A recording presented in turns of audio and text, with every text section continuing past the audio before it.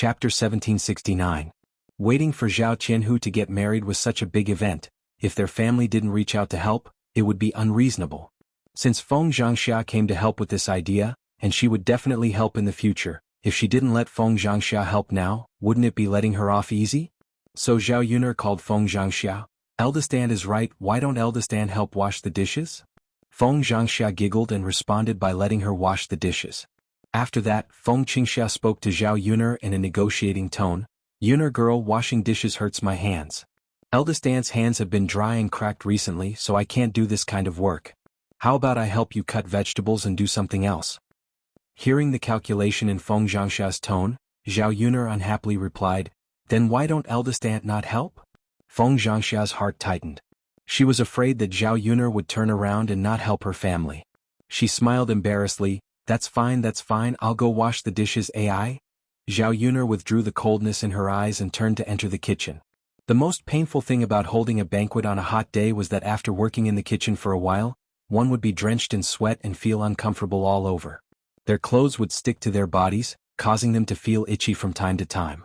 No matter how uncomfortable her body was, Zhao Yuner still had to endure through this banquet. When she returned home to hold another banquet, she would have to invite a chef back. At worst, she would have to spend some money, but she would be much more relaxed. Now that the emperor had rewarded her with a lot of treasures, under normal circumstances she wouldn't be able to spend them all. Since that was the case, it was better to enjoy more. After all, money couldn't be brought with you when you were born, and neither could you take it with you when you die. There was no meaning in saving it in her hands. At around 10 o'clock, many guests had already arrived. Everyone in the village gathered together and chatted with each other. Many people scurried around Zhao Yuner's house and looked at the imposing house of Zhao Yuner's family. The people from the Liang clan also came over, but none of them had the intention to help. Zhao Yuner did not count on these people at all. Each and every one of them was too lazy to die. How could she think of how these people could help her? Mother, how was your rest at eldest sister's place last night? Liang Jinshun went up to old Madame Liang and asked with concern. Old Madame Liang smiled. It's very good. This brick house is much more comfortable than our thatched house. At night, Yuner helped to smoke something. Even the mosquitoes are gone. I slept directly until dawn. It's not like at home where I have to be woken up in the middle of the night. After hearing old Madame Liang's words, Liang Jinshun pursed his lips and said, Mother, that's for sure. How can our thatched house compare to eldest sister's brick house? Wu Zhenju said with a jealous tone, Mother, since you say that eldest sister's house is so good, why don't you stay at eldest sister's house in the future? It's much more comfortable than our house and you won't have to go back home and torment yourself. Liang Jinhui glared at Wu Zhenju. What are you saying, woman? Eldest brother and I are both here. Mother, how can it be her turn to stay at eldest sister's house? In ancient times, a married daughter was like spilled water. Generally, parents had sons to take care of them in old age. If a son was here, but the daughter had to take care of them in old age, the son would be criticized behind his back in ancient times. Liang Jinshun and Liang Jinhui were both grown men. They usually had a lot of faith, so how could they allow others to say that they were not filial? Chapter 1770. Feng Zhangxia also chimed in from behind. Second sister-in-law's words aren't unreasonable. Our mother doesn't sleep well at home. There are a lot of mosquitoes in the summer, so she can't sleep well at night. Mother's body isn't as good as before. If she can stay at eldest sister's house for a while, her body will definitely slowly recover. Old Madame Liang wasn't feeling well these days, so all the work had to be handed over to her two daughters-in-law. From time to time, her daughters-in-law had to take care of her. After Feng Zhangxia and Wu Zhenju took care of her for a period of time, they more or less felt a little annoyed in their hearts. Not to mention other things, old Madame Liang still needed their help to bathe every night. In addition, they had to take care of her feces and urine every day, which was very disgusting. If old Madame Liang lived at Liang Jinxiao's house, these chores would naturally be handed over to Liang Jinxiao. The two sisters-in-law wouldn't have to do these chores. Wu Zhenju muttered, that's right. Now that eldest sister's family is living such a good life, the family is so rich and they don't care. They have one more mouth to feed. Eldest sister is also mother's daughter. Mother's body isn't good, so what's wrong with eldest sister being filial? Do you have to see mother suffer with us before you feel happy? After listening to Guo Caixia and Wu Zhenju's words, Liang Jinshun and Liang Jinhui both felt that it was somewhat reasonable. Their mother would definitely live more comfortably with Liang Jinxiao than at home. Not to mention food and drink, of course sleeping at night was also much better. Mother, why don't we discuss it with eldest sister and let you stay here for a while? When the weather is cooler, our house isn't so hot and there aren't so many mosquitoes, then we'll take you back. Liang Jinshun said to old Madame Liang in a negotiating tone. Old Madame Liang frowned. How can we do that? We'll trouble your eldest sister's family. I've never seen an old woman in our village go to live with her daughter for a period of time. It's fine if it's only 2 or 3 days, but it's not good if it's too long. Guo Caixia persuaded. Mother, the situation is different. The people in our village is very poor. They'll feel distressed if they have one more mouth to feed, but eldest sister's family is different. Big sister's family has so much money now, it doesn't matter if you join in. That's right, Mother. This also depends on the situation. I see that eldest sister is filial. If we talk to her, she will definitely agree. If she doesn't agree, then forget it. We should at least try to ask, right? What if big sister Yi is willing to let you stay? Wu Zhenju spared no effort in persuading him. She thought that if old Madame Liang didn't come home, she could save a lot of trouble every day. Old Madame Liang had lived for so many years. The salt she had eaten was more than the grain her 2 daughters-in-law had eaten. How could she not understand? Old Madame Liang felt a little stifled when she thought about it. She had lived for so long, but now that she was old and uncomfortable, she was despised by her daughter-in-law. After all, a daughter was not like her biological daughter. Her biological daughter would naturally not treat her like this. The more old Madame Liang thought about it, the more upset she felt. If the 2 daughters-in-law really didn't like her, then she could only trouble her daughter. After a period of time, when the weather was not so hot and her body recovered, she would naturally not have to trouble her 2 daughters-in-law. At that time she could go back and avoid being despised. She was just a little embarrassed to trouble her daughter's family. Fortunately, she saw the attitude of Liang Jinxiao's family last night. They were all easy to get along with and did not despise her at all. Old Madame Liang finally relaxed and said, "All right then, I'll discuss it with Chao later. But if she doesn't agree, I can't be thick-skinned and refuse." Chapter 1771. Old Madame Liang faintly replied, "N." Guo Caixia and Wu Zhenju looked at each other. The 2 sisters-in-law understood what the other was thinking. Old Madame Liang only felt stifled. She didn't know what was the point of raising a son. If he met a bad wife, he would rather have a daughter. In any case, a daughter was considerate and could say anything. How could a daughter-in-law treat you sincerely like a daughter? Old Madame Liang's heart was stifled for a moment. She was too lazy to continue thinking about these messy things. At this time, Liang Xinzi walked in from another room. At first, no one noticed, but when Liang Xinzi called out, they realized that the beautiful figure who had walked in was Liang Xinzi. Guo Caixia saw her daughter's appearance after changing her clothes, and her eyes flashed with a trace of amazement. Normally, when she saw Liang Xinzi wearing coarse clothes, she didn't feel that she looked very good. Wearing this light blue silk dress, she felt that her entire person was much fairer. Especially her figure, it was very graceful. Guo Caixia pulled Liang Xinzi around in a circle. Your clothes look really good. It's very different from what you usually wear. Sure enough, people rely on clothes and Buddha relies on gold. If you dress up properly, you can still be considered pretty. Guo Caixia now saw that Liang Xinzi and Liang Xinyue were not inferior to Liang Xinyue when they stood together. Instead, she felt that Liang Xinzi looked a bit better. After being praised by Guo Caixia, Liang Xinzi shyly lowered her head and muttered to Guo Caixia, "Mother, really? Of course it's true. It's really beautiful. Girls should wear this kind of dress. It's a pity that our family doesn't have that much money. Otherwise we would have made a few for you." Liang Xinzi's smile became even sweeter. Which girl didn't like being praised for their beauty? The more ordinary a person's appearance was, the more they liked being praised. Only then did Liang Xianyu notice what Liang Xianzi was wearing. She was wearing a light blue dress. It looked beautiful and otherworldly. Girls liked it very much. However, Liang Xinyue knew that this kind of dress was very expensive. Country bumpkins like them couldn't afford to wear it. Country bumpkins already had problems eating. It was good enough that they could wear new clothes. How could they care about other things? Many of them were wearing clothes that were patched countless times. Seeing that Liang Xinzi was suddenly dressed so well and looked so much better than her, Liang Xinyue couldn't help but feel jealous. She then mocked Liang Xinzi, "Cousin Zi, where did you steal these clothes from?" Liang Xinzi's expression immediately darkened, and she snapped back at Liang Xinyue, "What are you saying? Who stole it? If you didn't steal it, then where did you get your clothes?" Cousin Yun lent it to lend it to's lens Shinzi's. Liang Xinyue was slightly stunned. How can she have such beautiful clothes? And he was willing to lend it to you? Then why doesn't she wear it herself?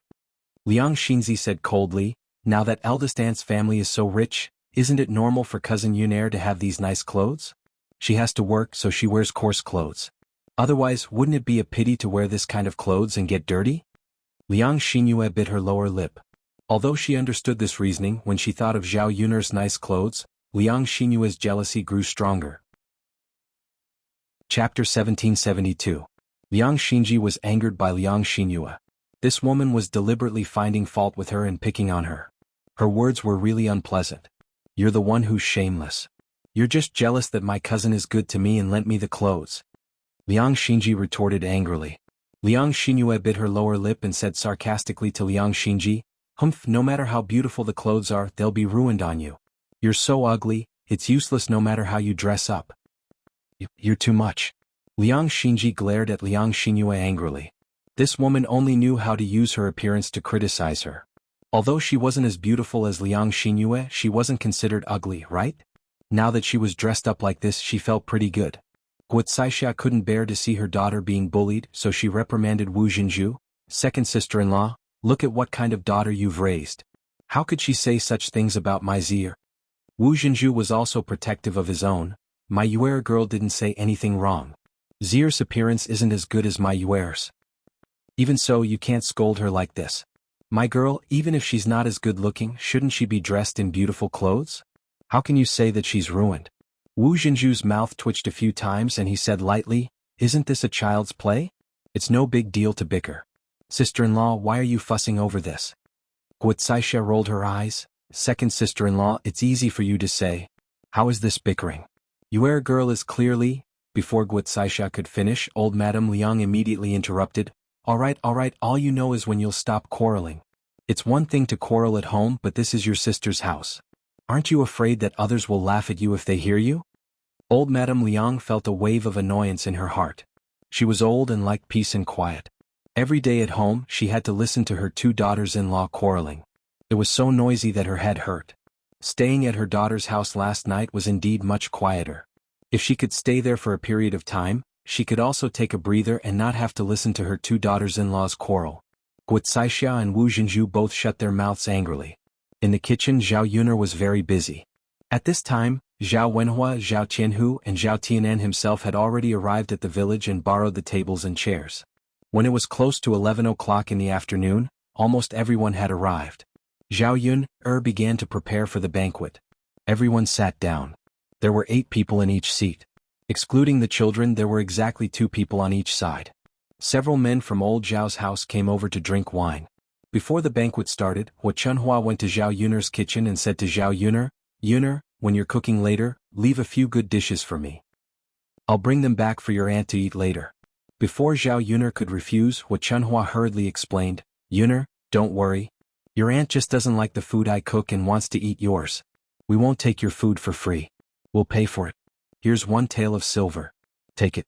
It should be enough to buy your food, right? Zhao Yuner glanced at Hua Chunhua.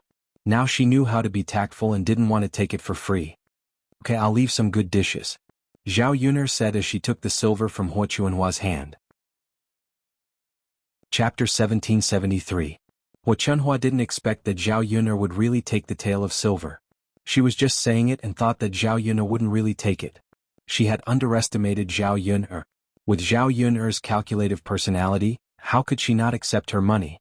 Hua Chunhua felt a little sad as she watched the tael of silver fall into Zhao Yuner's hands. Her heart ached terribly. After all, 1 tael of silver could buy a lot of things.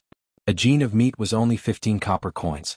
1 tael of silver could buy dozens of jin of meat. If they ate meat every day, they wouldn't be able to finish it even after a few months. This girl accepted it with a clear conscience. Seeing that Hua Chunhua was still standing in the kitchen, Zhao Yuner raised her eyebrows and asked, Grandmother, why haven't you left yet? What are you doing in my kitchen? Hua Chunhua pursed her lips and put away the distressed expression on her face. She said to Zhao Yuner, I'll leave now. After Hua Chunhua left the kitchen, Zhao Yuner couldn't help but laugh. Seeing that Zhao Yuner suddenly laughed, Liang Jinxiao asked curiously, Yuner, what are you laughing at? I'm laughing at grandmother's distressed expression. How can she not be happy to get 1 tael of silver for free? Liang Jinxiao was amused by Zhao Yun. I thought what you were laughing at? So it's this. Mother, here's the money. Zhao Yun said as she stuffed 1 tael of silver into Liang Jinxiao's hands. Liang Jinxiao smiled and helped Zhao Yun keep it. If it was in the past, it would be harder to get 1 tael of silver out of Hua Chuanhua's hands than to reach the heavens. Now that Zhao Xinhui was married to young Master Meng, the family was rich, so it was not as rare as before. However, Liang Jinxiao always felt that no matter how rich he was, he should not waste it casually. If something were to happen, it was always good to have more money in hand. When the time came, they would have emergency funds. The mother and daughter continued to work in the kitchen. At this time, Zhao Ping'er and her family also came over. She originally thought that at most only Zhao Ping'er and Qin Yuan would come to drink. Under normal circumstances, only one person would come. Zhao Yun'er knew that Zhao Ping'er liked to take advantage of others, so she dispersed the two of them when arranging their seats. However, he did not expect Zhao Ping'er and her family to come along, including Mr. and Mrs. Qin as well as that fool Qin Xuan. When Zhao Wenhua saw this situation, he immediately felt troubled and did not know what to do. Father, are there any seats left? Let us sit down. You can't expect us to stand, right? Zhao Ping'er and her family came relatively late. By the time they arrived, all the seats had been taken. This doesn't seem to be enough, Zhao Wenhua muttered. Zhao Ping'er pursed her lips and said, Father, how can that be? Unimportant people can sit, but our family came all the way here. How can we not have a seat?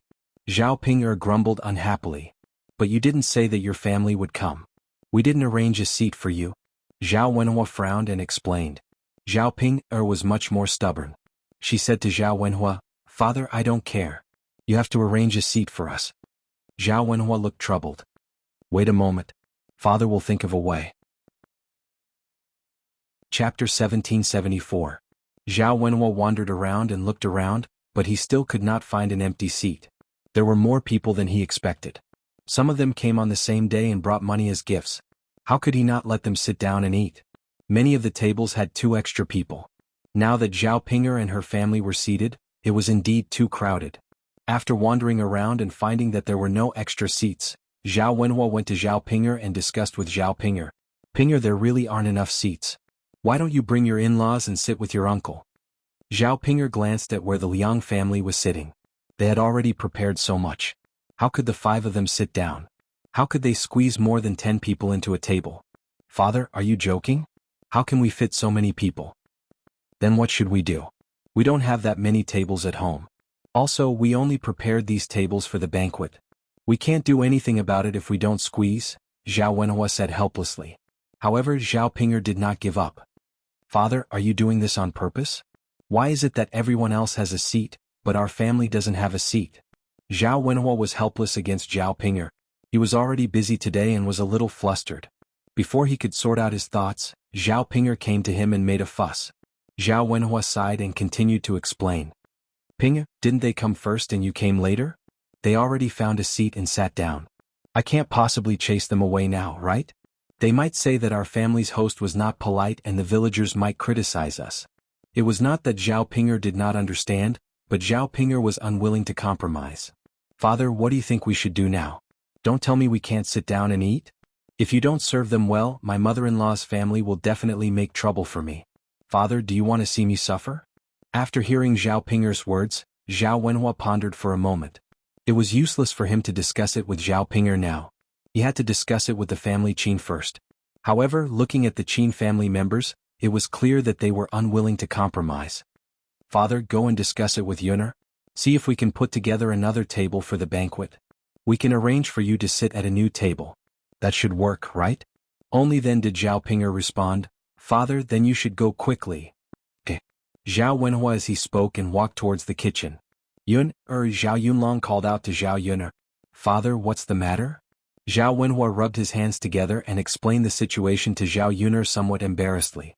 Yun'er, the seating arrangement outside is indeed a little tight. Why don't we add another table for the banquet? We can't treat Ping'er's in-laws too well. They might complain later. Zhao Yun'er frowned when she saw Zhao Wenhua's honest look. Zhao Ping'er, that B*TC, actually had the nerve to bring her whole family over. It was already polite of her to let him and Qin Yuan come over for the banquet, He did not expect this family to be so thick-skinned. Chapter 1775. This. Zhao Wenhua frowned.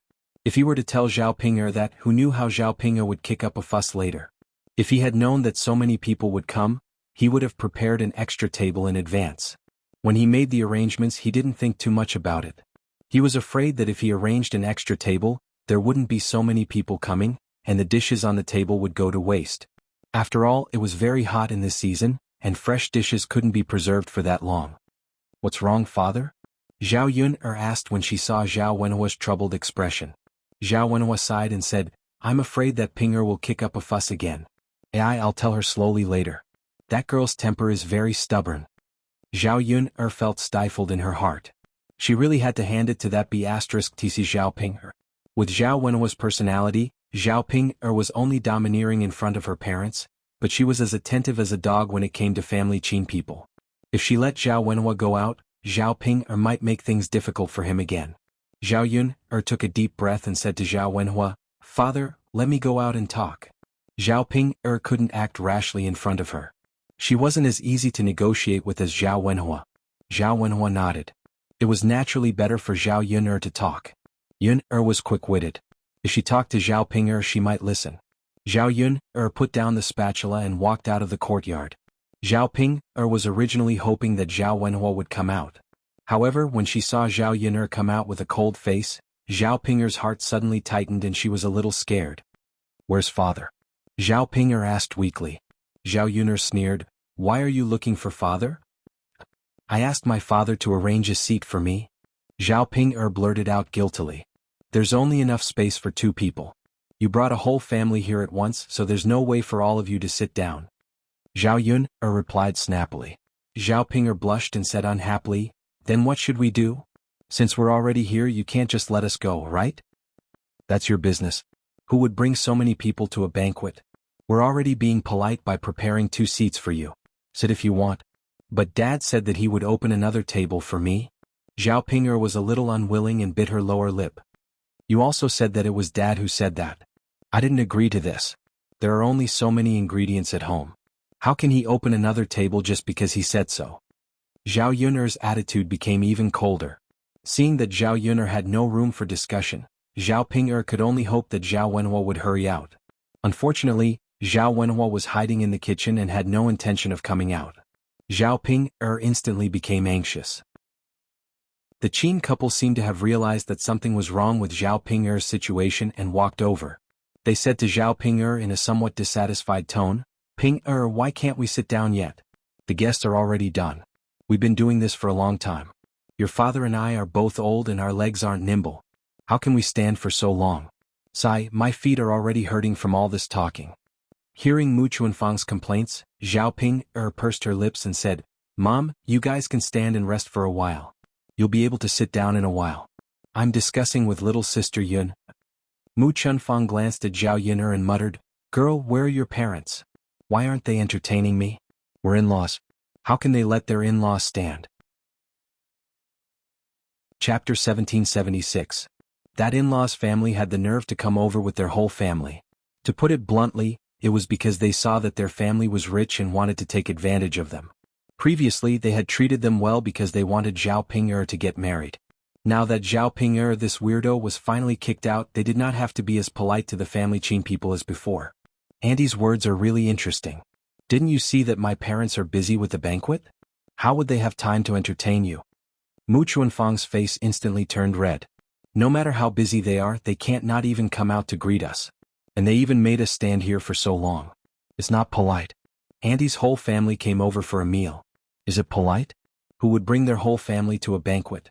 And they didn't even greet us. How could we arrange so many seats? The seats are already full. At most we can squeeze in 2 people. Why don't you all go back? Otherwise there won't be any seats. You can just stand here and eat." Zhao Yun'er said bluntly. There was no need to be polite to these weirdos. It was fine to offend the family Qin people. It was better not to have any dealings with these weirdos in the future. They would only be at a disadvantage if they did. How can this be? Even if we're not relatives, we're still in-laws. We came all the way here, so how can we go back now? It's not polite to stand and eat. Mu Chuanfang complained, expressing her dissatisfaction. Qin Dahai, who was standing at the side, also spoke up, "Little girl, aren't we at the Qin family's place? That's why we didn't treat you as an outsider and came over with our whole family. Now that you're asking us to leave, does that mean you don't want to see us anymore? Our families won't interact with each other in the future?" Zhao Yun'er could tell that these people were deliberately making things difficult for them. She chuckled and said, "Yes, there's no need to interact with each other in the first place." Mu Chunfang and Qin Dahai were slightly stunned. "Ew, what do you mean? Your parents didn't even say that. How can you say that?" Zhao Ping'er was also angry. "Zhao Yun'er, are you trying to sow discord between my parents and me?" Mu Chunfang sneered and said sarcastically, "I don't think she's trying to sow discord. She's just looking down on us poor relatives. Hee hee, now that our family is rich and has built such a nice house, we don't need to interact with each other." Qin Dahai too. Zhao Yun'er rolled her eyes. These people really have a lot of ideas. However, it was none of her business what they thought. "What right do you have for our family to look down on you? To put it bluntly, my parents don't even want to bother with Zhao Ping'er. They're already being very polite by letting her come today. If you want to cause trouble, I don't mind serving you with my fists." Zhao Yun'er said coldly with a hint of impatience and viciousness in her eyes. Someone saw the situation and hurriedly advised the Qin couple, "Hey, don't offend Yun'er. To put it bluntly, if you make her unhappy, Lord Heir has ways to deal with you. Do you still dare to provoke Lord Heir's people?" Chapter 1777. If Mu Lianfeng were to get angry and find a reason to cause trouble for them, it would be a piece of cake. It was not worth it to suffer in the future just to argue with Zhao Yun'er. Qin Dahai tugged at the corner of Mu Chuanfang's clothes and whispered into Mu Chuanfang's ear, "Yuaner's mother, I think we should just forget about it. Let's not talk about it anymore lest we really get into trouble." Mu Chunfang pursed his lips and could only reply, "Okay." Seeing the Qin couple's arrogance instantly diminish, Zhao Yun'er's lips curled up. It seemed like Mu Lianfeng's identity was useful to her. It could be used to scare people on a daily basis. Zhao Ping'er bit her lower lip and glared at Zhao Yun'er. Although she wanted to flare up, she did not dare to casually make a scene. Not to mention that Zhao Yun'er would personally make a move on her. Even if Little Black were to come out and bite her, wouldn't that make her cry to the heavens and the earth? "Ping, are a little girl, your parents and I are already so old. We can't stand. Since there are only 2 seats available, then your father and I will sit. You Yuaner and Chuan can stand at the side and eat." Mu Chunfang said to Zhao Ping'er. His tone did not have any intention of discussion as he directly ordered Zhao Ping'er. Although Zhao Ping'er was unwilling to stand while eating, she had no choice. She could not possibly let Mu Chunfang and Qin Dahai stand, right? Zhao Yun'er's understanding of family Qin people deepened. She had already humiliated them like this. Could it be that these people could not be more unyielding and just leave? However, they still chose to stay and drink. In the end, it was because of their nature to take advantage of others that they could not bear to miss out on a banquet. Zhao Yun'er felt that such people were hateful and helpless. Right now, she did not have the energy to torment these people. As long as they did not cause trouble, everything would be fine. The Qin couple went to the Liang family's table and sat down. The children weren't at the table but the adults. Even girls like Liang Xinyue and Su Lady could only make do with some food. Even so, the table was still very crowded. When the people of the Liang family saw the Qin couple coming over, a trace of disdain appeared in their eyes. In their impression, they still thought that the family Qin family was poor. "Sigh, anyone can sit at the table. Seriously. What can we do? Eldest sister and brother-in-law are both good-tempered people. Their eyes are mine. I won't let this kind of people come over. He's just a beggar. It's really bad luck to have such a relative." The family Qin people's attitude made the Qin couple lose face, but they couldn't make a fuss with these people, so they could only endure it. After all, their family Qin was still very poor compared to other people. If they quarreled now, their family would be kicked out by Zhao Yun'er's family. In the afternoon, they couldn't even eat lunch. Their stomachs were really hungry. They had to eat a banquet. In any case, they had to eat a good meal. Otherwise, wouldn't they have made a wasted trip? Seeing that almost everyone had arrived, Zhao Yun'er prepared to serve the banquet. The dishes had already been cut and mixed, so it was very fast. In a short while, the dishes were brought to the table, and the people in the large courtyard began to eat happily. Zhao Yun'er's culinary skills naturally didn't need to be said. Everyone ate abnormally happily. Those who were not at the table ate the unfinished dishes in the kitchen. Chapter 1778. After busying herself for several hours, the banquet was finally over. After the banquet, the guests left in twos and threes, leaving only a few large tables with bowls and chopsticks. Upon seeing this, Zhao Yun'er knew that there was going to be a lot of work to do. Her head hurt a little. Compared to cooking, Zhao Yun'er hated dealing with these things after the banquet more. Many of the villagers had poor manners and made a mess of the table. Many of them chewed their food and spat it out on the table without swallowing it. As for the men, many of them drank. Some of them vomited and had diarrhea when they were drunk, making a mess of the tables, chairs, and the floor. Originally, she didn't feel tired after the banquet, but after seeing these things, Zhao Yun'er instinctively wanted to escape, but she was too embarrassed to just leave these chores to others. After the banquet, she wasn't the only one who was tired. The others also had a lot of work to do. Yun'er, go and rest. Mother will do the rest. Liang Jinxiao wiped the beads of sweat on her forehead and said to Zhao Yun'er with a smile. Zhao Yun'er saw that Liang Jinxiao was also exhausted. She smiled and said, Mother, let's all rest for a while and work together later. Alright, we didn't have time to eat just now. Let's eat together now. Liang Jinxiao responded, Okay, let's eat first. Your eldest aunt and second aunt haven't eaten yet. There's also Mulan and Mu Hin. Then let's eat together. Zhao Yun'er called out and moved a clean small table out of the house. A few people who were originally busy gathered at the table and began to eat. The dishes were all leftovers from the banquet, and many of them were meat dishes. Feng Zhangxia happily came forward. Originally she thought that eating at the table was good, but now she felt that eating after the banquet was good too. She didn't have to fight with others at the table. There was only one plate of good dishes.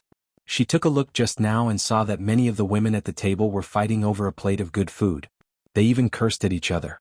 If she was at the table, she would definitely be the same. Now they didn't even have to fight for food. They could just pick the best ones. While eating, Feng Zhangxia discussed with Zhao Yun'er. Yun'er, there's so much leftover food in your house. It'll be a waste if we can't finish it. Can I bring some for your cousin-in-law later? Zhao Yun'er was speechless when she saw the greed in Feng Zhangxia's eyes. The whole family had come over to eat and they were still thinking of bringing some back.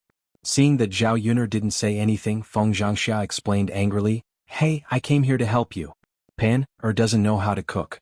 I'm afraid it's too late to cook now. She must be starving. Okay, sister-in-law, you can bring some to Pan later. There are still a lot of good dishes in the kitchen. Liang Jinxiao said to Feng Zhangxia. Feng Zhangxia responded happily as if she had picked up a big bargain. Zhao Yun'er didn't say anything. She was so tired that she didn't even have the energy to argue. Li Chuanying, on the other hand, was much more low-key. He buried himself in eating and didn't say anything about bringing some for the children at home. If it was before, with Li Chuanying's temper, he would definitely find her and ask her to bring some back. Chapter 1779. Li Chuanying was a little embarrassed.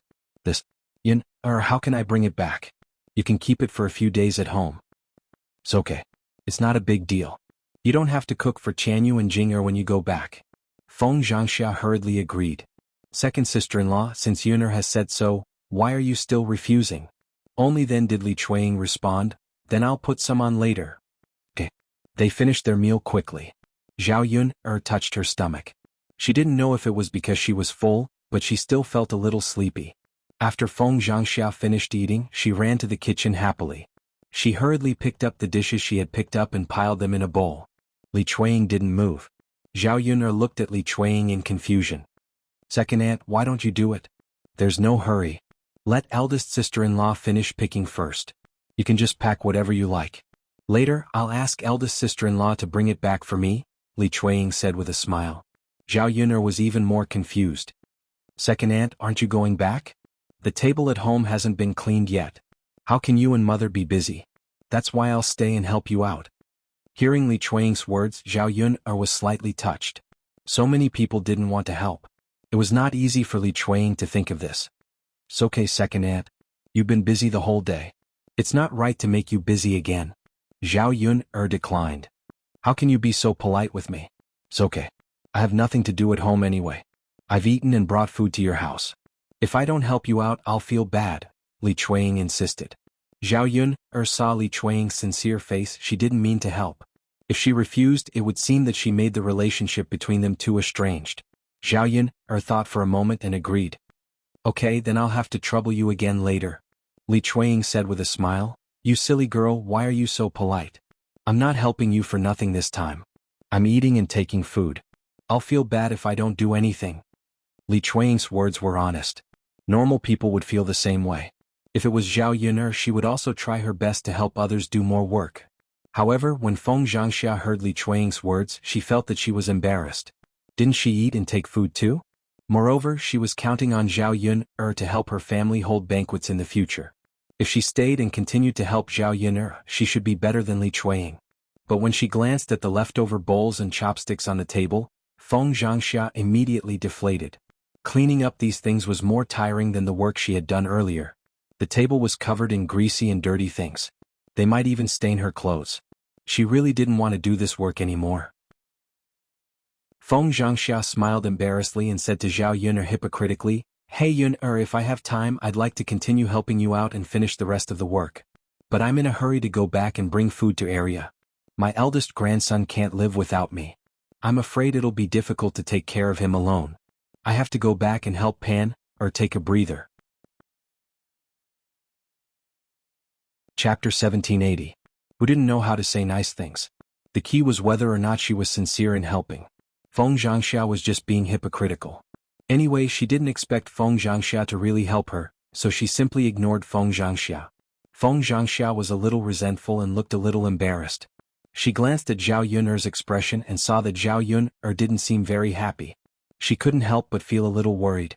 Sister-in-law, you should go back. The few of us are enough. Liang Jinxiao saw that Zhao Yuner didn't say anything, so she replied.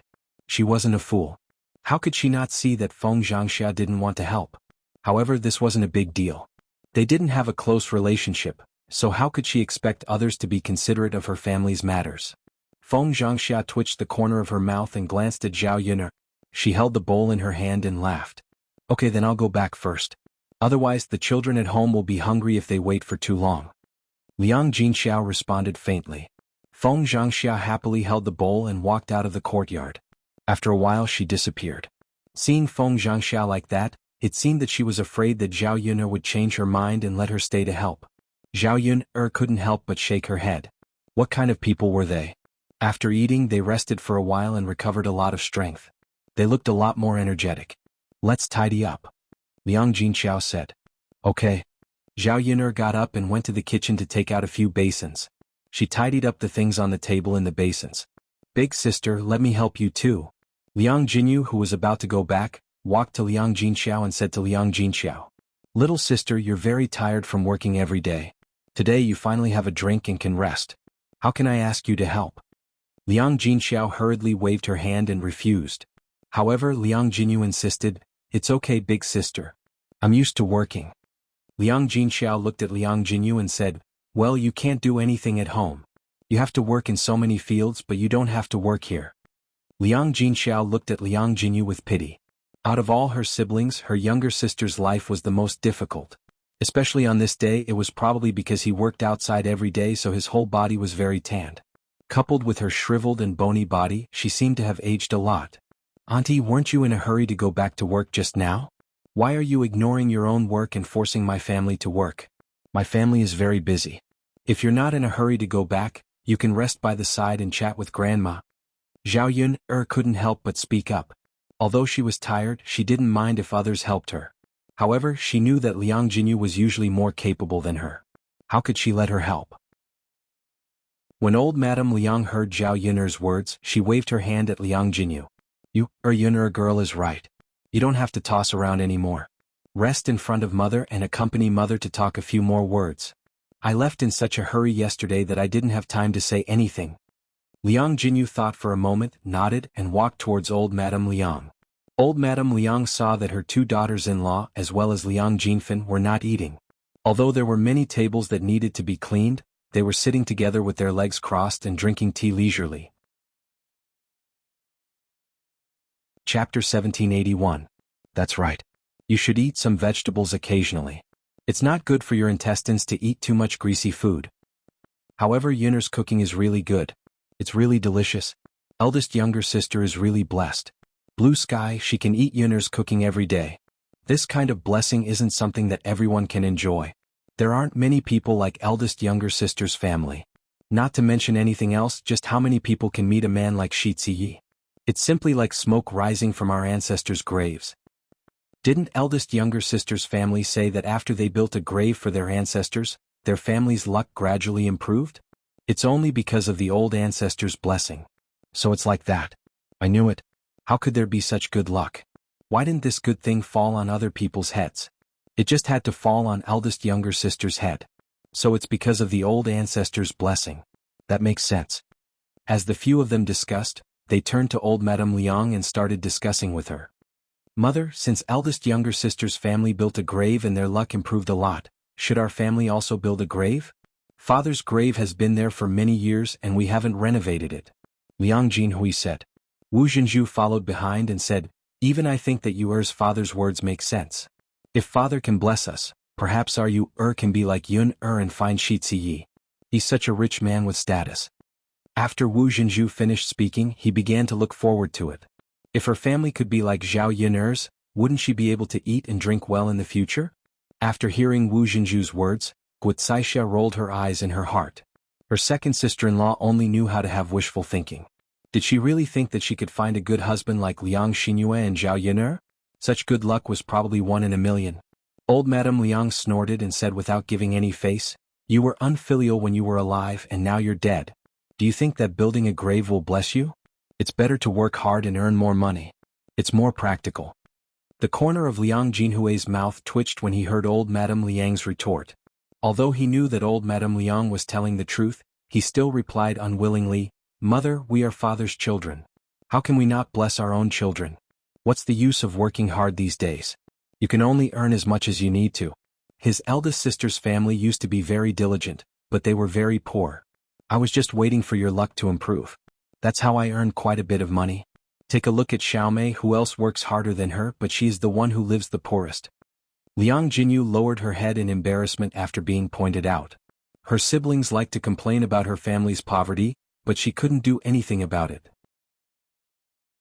Whether they were rich or poor was not something she could decide. She naturally hoped that her family could live a better life and let her children live a better life.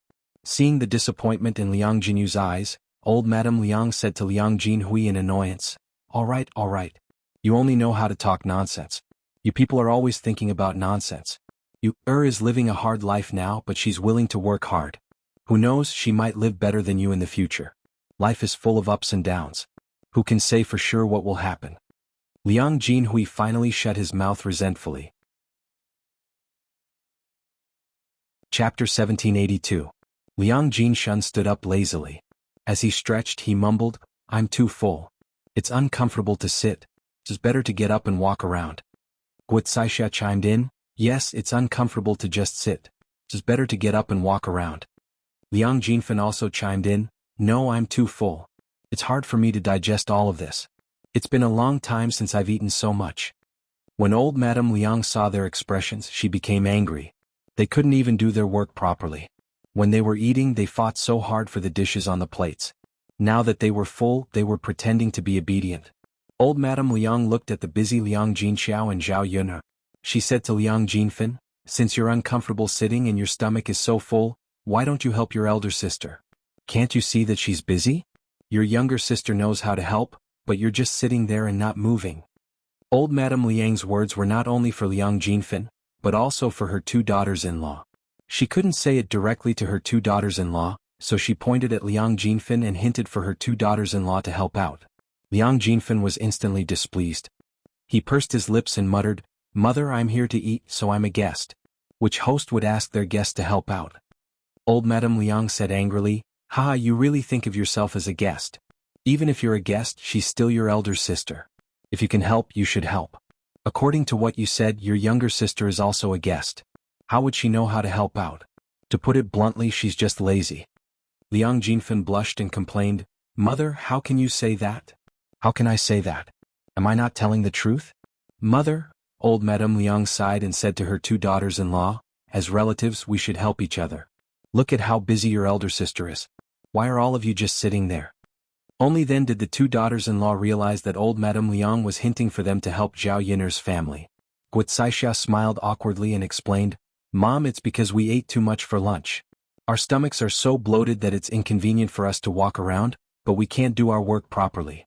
If I go to help eldest sister's family now, I might not be able to help, but instead make things even messier.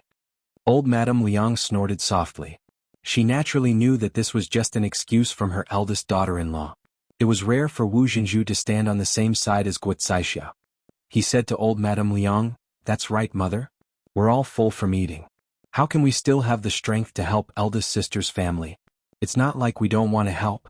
As soon as Wu Jinzhu finished speaking, Liang Xinyue pulled Wu Jinzhu and whispered something in Wu Jinzhu's ear. Wu Jinzhu immediately changed his mind and said to old Madame Liang with a smile, "Mother, you're right. We're relatives. As a family we should help each other. How can we be so distant? I'll go help eldest sister's family now." Wu Jinzhu's sudden change in attitude made old Madame Liang somewhat puzzled. What medicine did her second daughter-in-law sell in her throat? Did she really become diligent? What did Liang Xinyue say to Wu Jinzhu's ear just now? Chapter 1783. When Wu Jinzhu saw old Madame Liang and Guo Caisha's reactions, he twitched the corners of his mouth and felt a little guilty. He was afraid that old Madame Liang and Guo Caisha would see through him, so he quickly turned around and ran in the direction of Liang Jinxiao. When he ran in front of Liang Jinxiao, he politely said to Liang Jinxiao, "Eldest sister, I have nothing to do here, so I'll help you clean up." Liang Jinxiao was stunned and looked at Wu Jinzhu suspiciously. If these words came from someone else's mouth, she would feel that it was normal. However, when it came from Wu Jinzhu's mouth, she felt that something was wrong. Her second sister-in-law had never been so enthusiastic. Today was the first time. "What's wrong, eldest sister?" Wu Jinzhu blinked and asked Liang Jinxiao. Liang Jinxiao came back to her senses and quickly waved her hand. She said to Wu Jinzhu, "No need, second sister-in-law. You go and rest.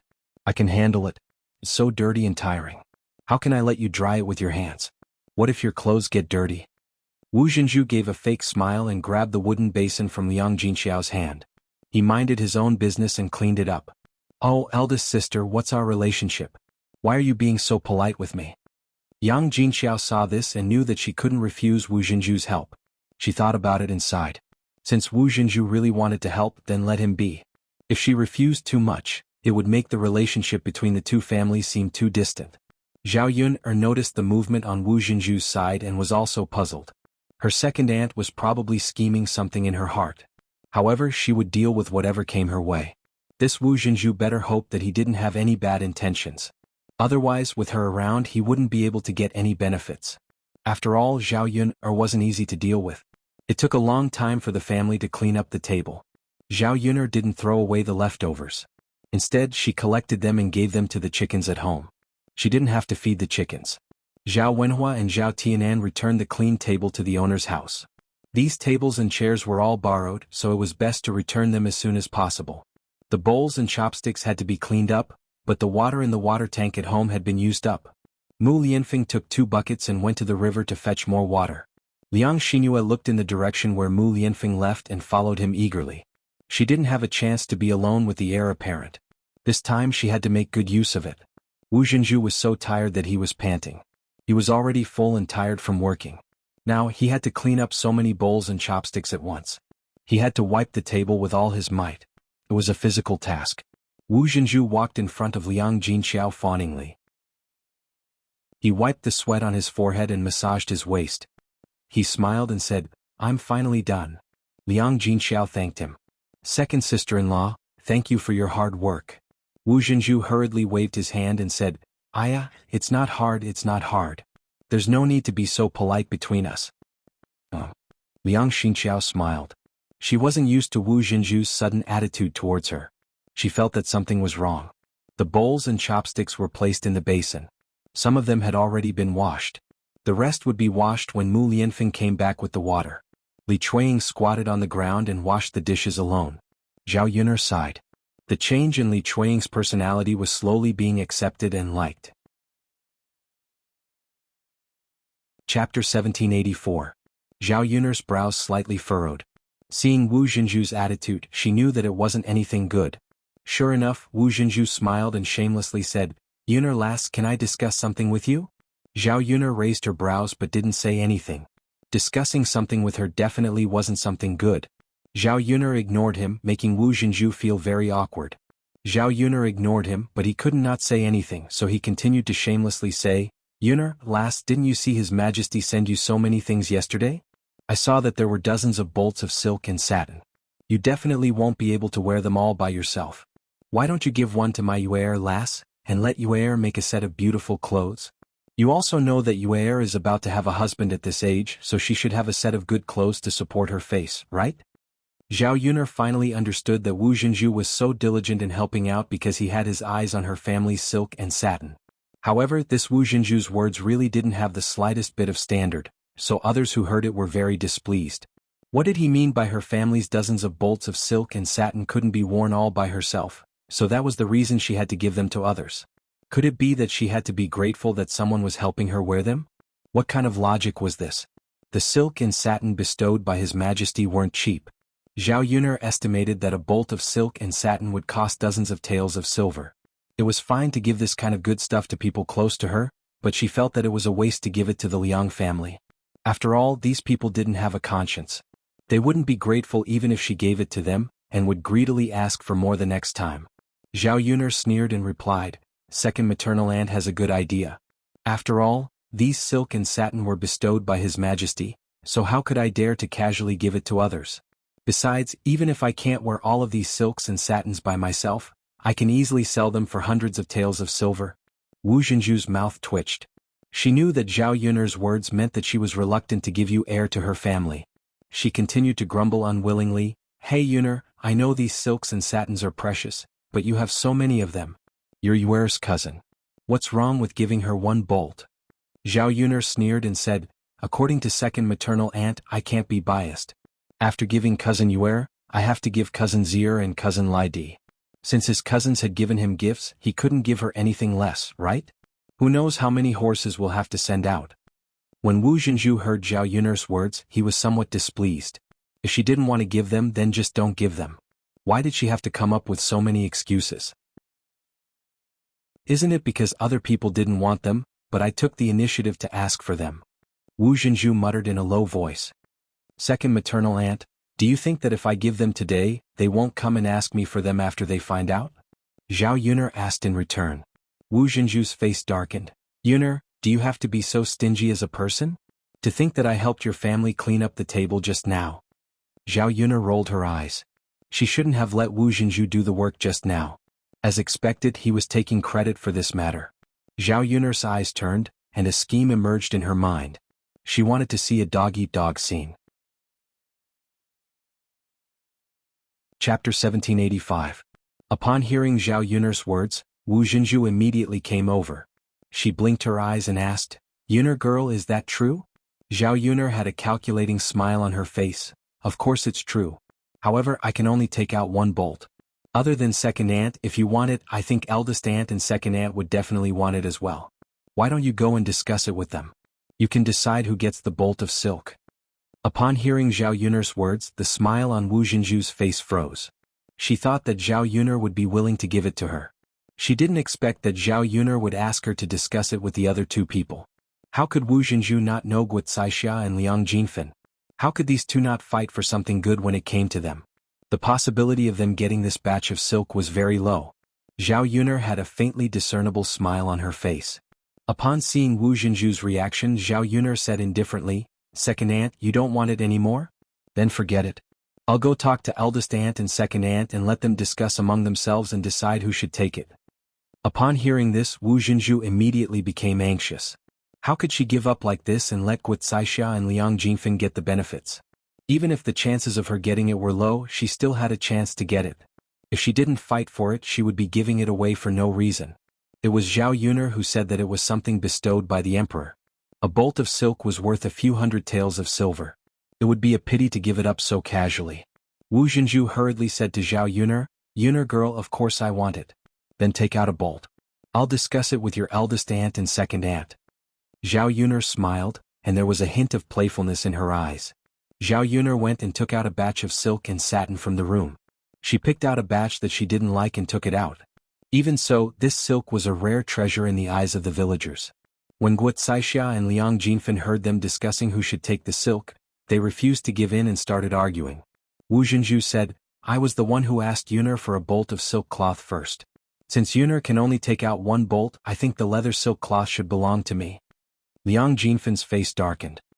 He stared at the silk cloth and Zhao Yuner's hands with a hint of greed in his eyes. He started arguing with Wu Zhenju, second sister-in-law, you can't say it like that. No matter who asked Yuner for it first, since Yuner took it out for us to discuss, then we all have a chance. Otherwise we wouldn't have just given it to you. What's the point of discussing? Although Liang Jinfen's words were vulgar, his attitude was very unyielding. He was determined to fight for it. Guo Caixia snorted, that's right, second sister. Your words don't make any sense. If there's no one to give it to, then we have to discuss it together. Wu Zhenju's mouth twitched. He thought for a while and said, I think this silk cloth should be given to me. If my Yuer wants to marry into a family, she must dress decently. Only then can she find a rich family. Eldest sister-in-law, your Zier is not handsome. It's a waste for her to wear it. She can't find a rich family like my Yuer. Wu Zhenju's words made Guo Caixia very uncomfortable. Her second sister-in-law was clearly saying that her Zier was not as good as Liang Xinyue. As a mother, how could she tolerate her daughter being slandered and looked down upon? Chapter 1786. The last thing Wu Zhenju wanted to hear was Guo Caixia's words.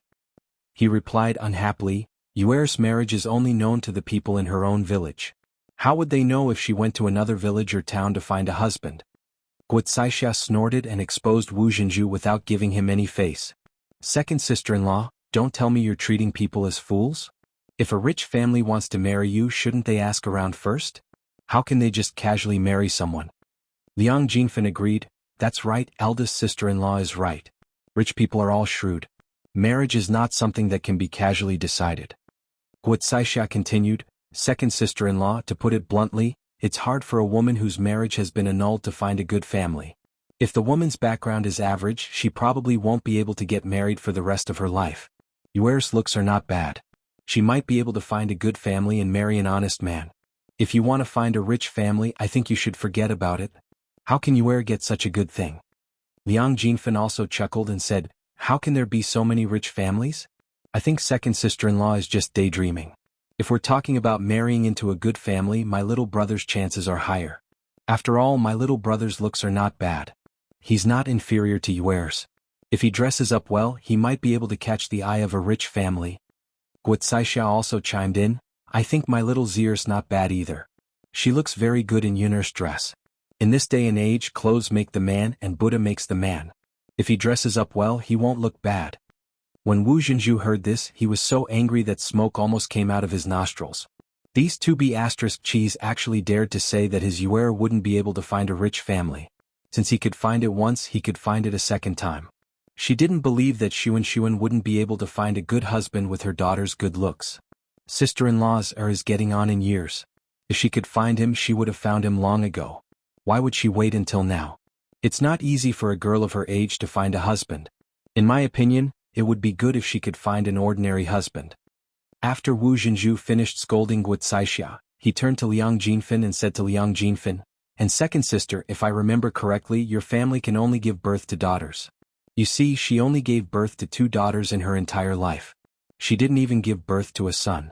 I heard that you married the eldest daughter in town and gave birth to a daughter. Now you're not liked by your in-laws. Who knows when your in-laws will divorce you? Your second daughter and first daughter are probably the same as you. They can only give birth to daughters and not sons. This was called heredity. Tell me, which rich man would be willing to marry a woman who can't even give birth to a son?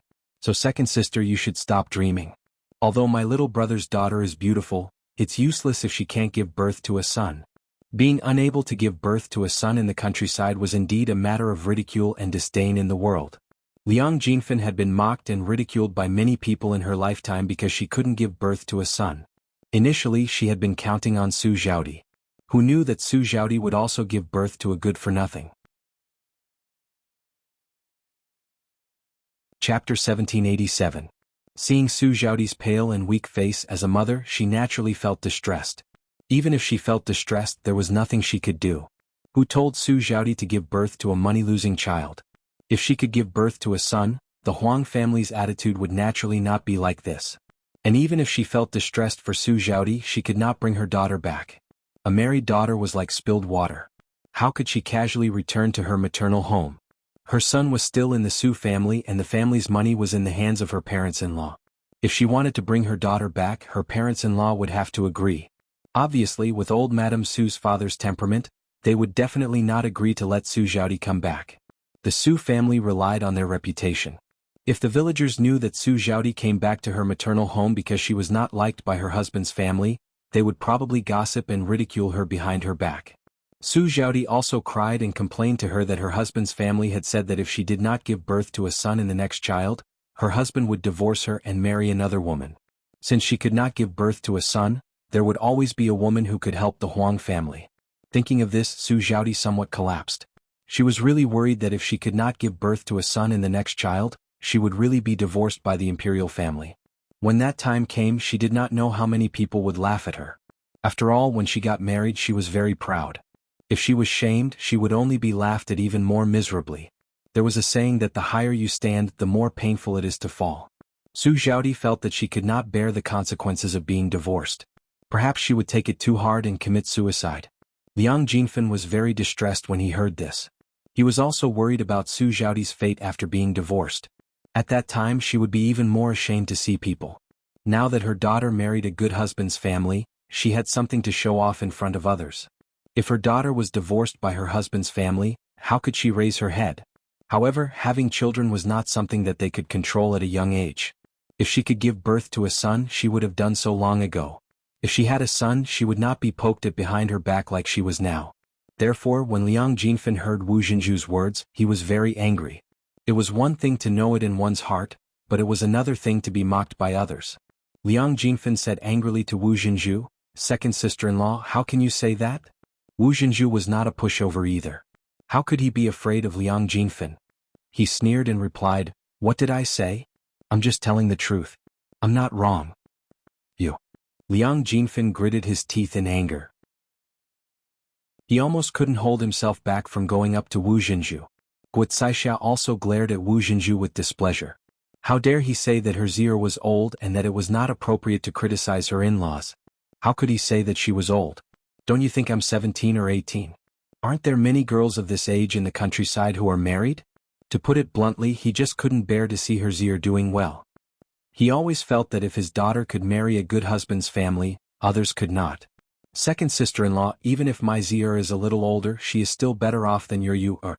Which rich family would be willing to accept second-hand goods these days? Eldest sister-in-law, what do you mean? How is my Yuer a second-hand good? Chapter 1788. Wu Xinzhu's face flushed red when he heard Guo Caixia's words. How did this wretched woman find out about this? Did she see it with her own eyes? Judging from Guo Caixia's expression, he knew that she knew about this. However, Wu Xinzhu knew that his daughter and the man had indeed been intimate with each other. However, the man had made the first move and Liang Xinyue could not reject him. She was afraid that if she rejected him, the man would get angry and cancel the engagement. Moreover, the two of them were about to get married. Since the engagement was already set, it was normal for them to be intimate with each other. Who would have known that the engagement would be cancelled? Sister-in-law, what are you talking about?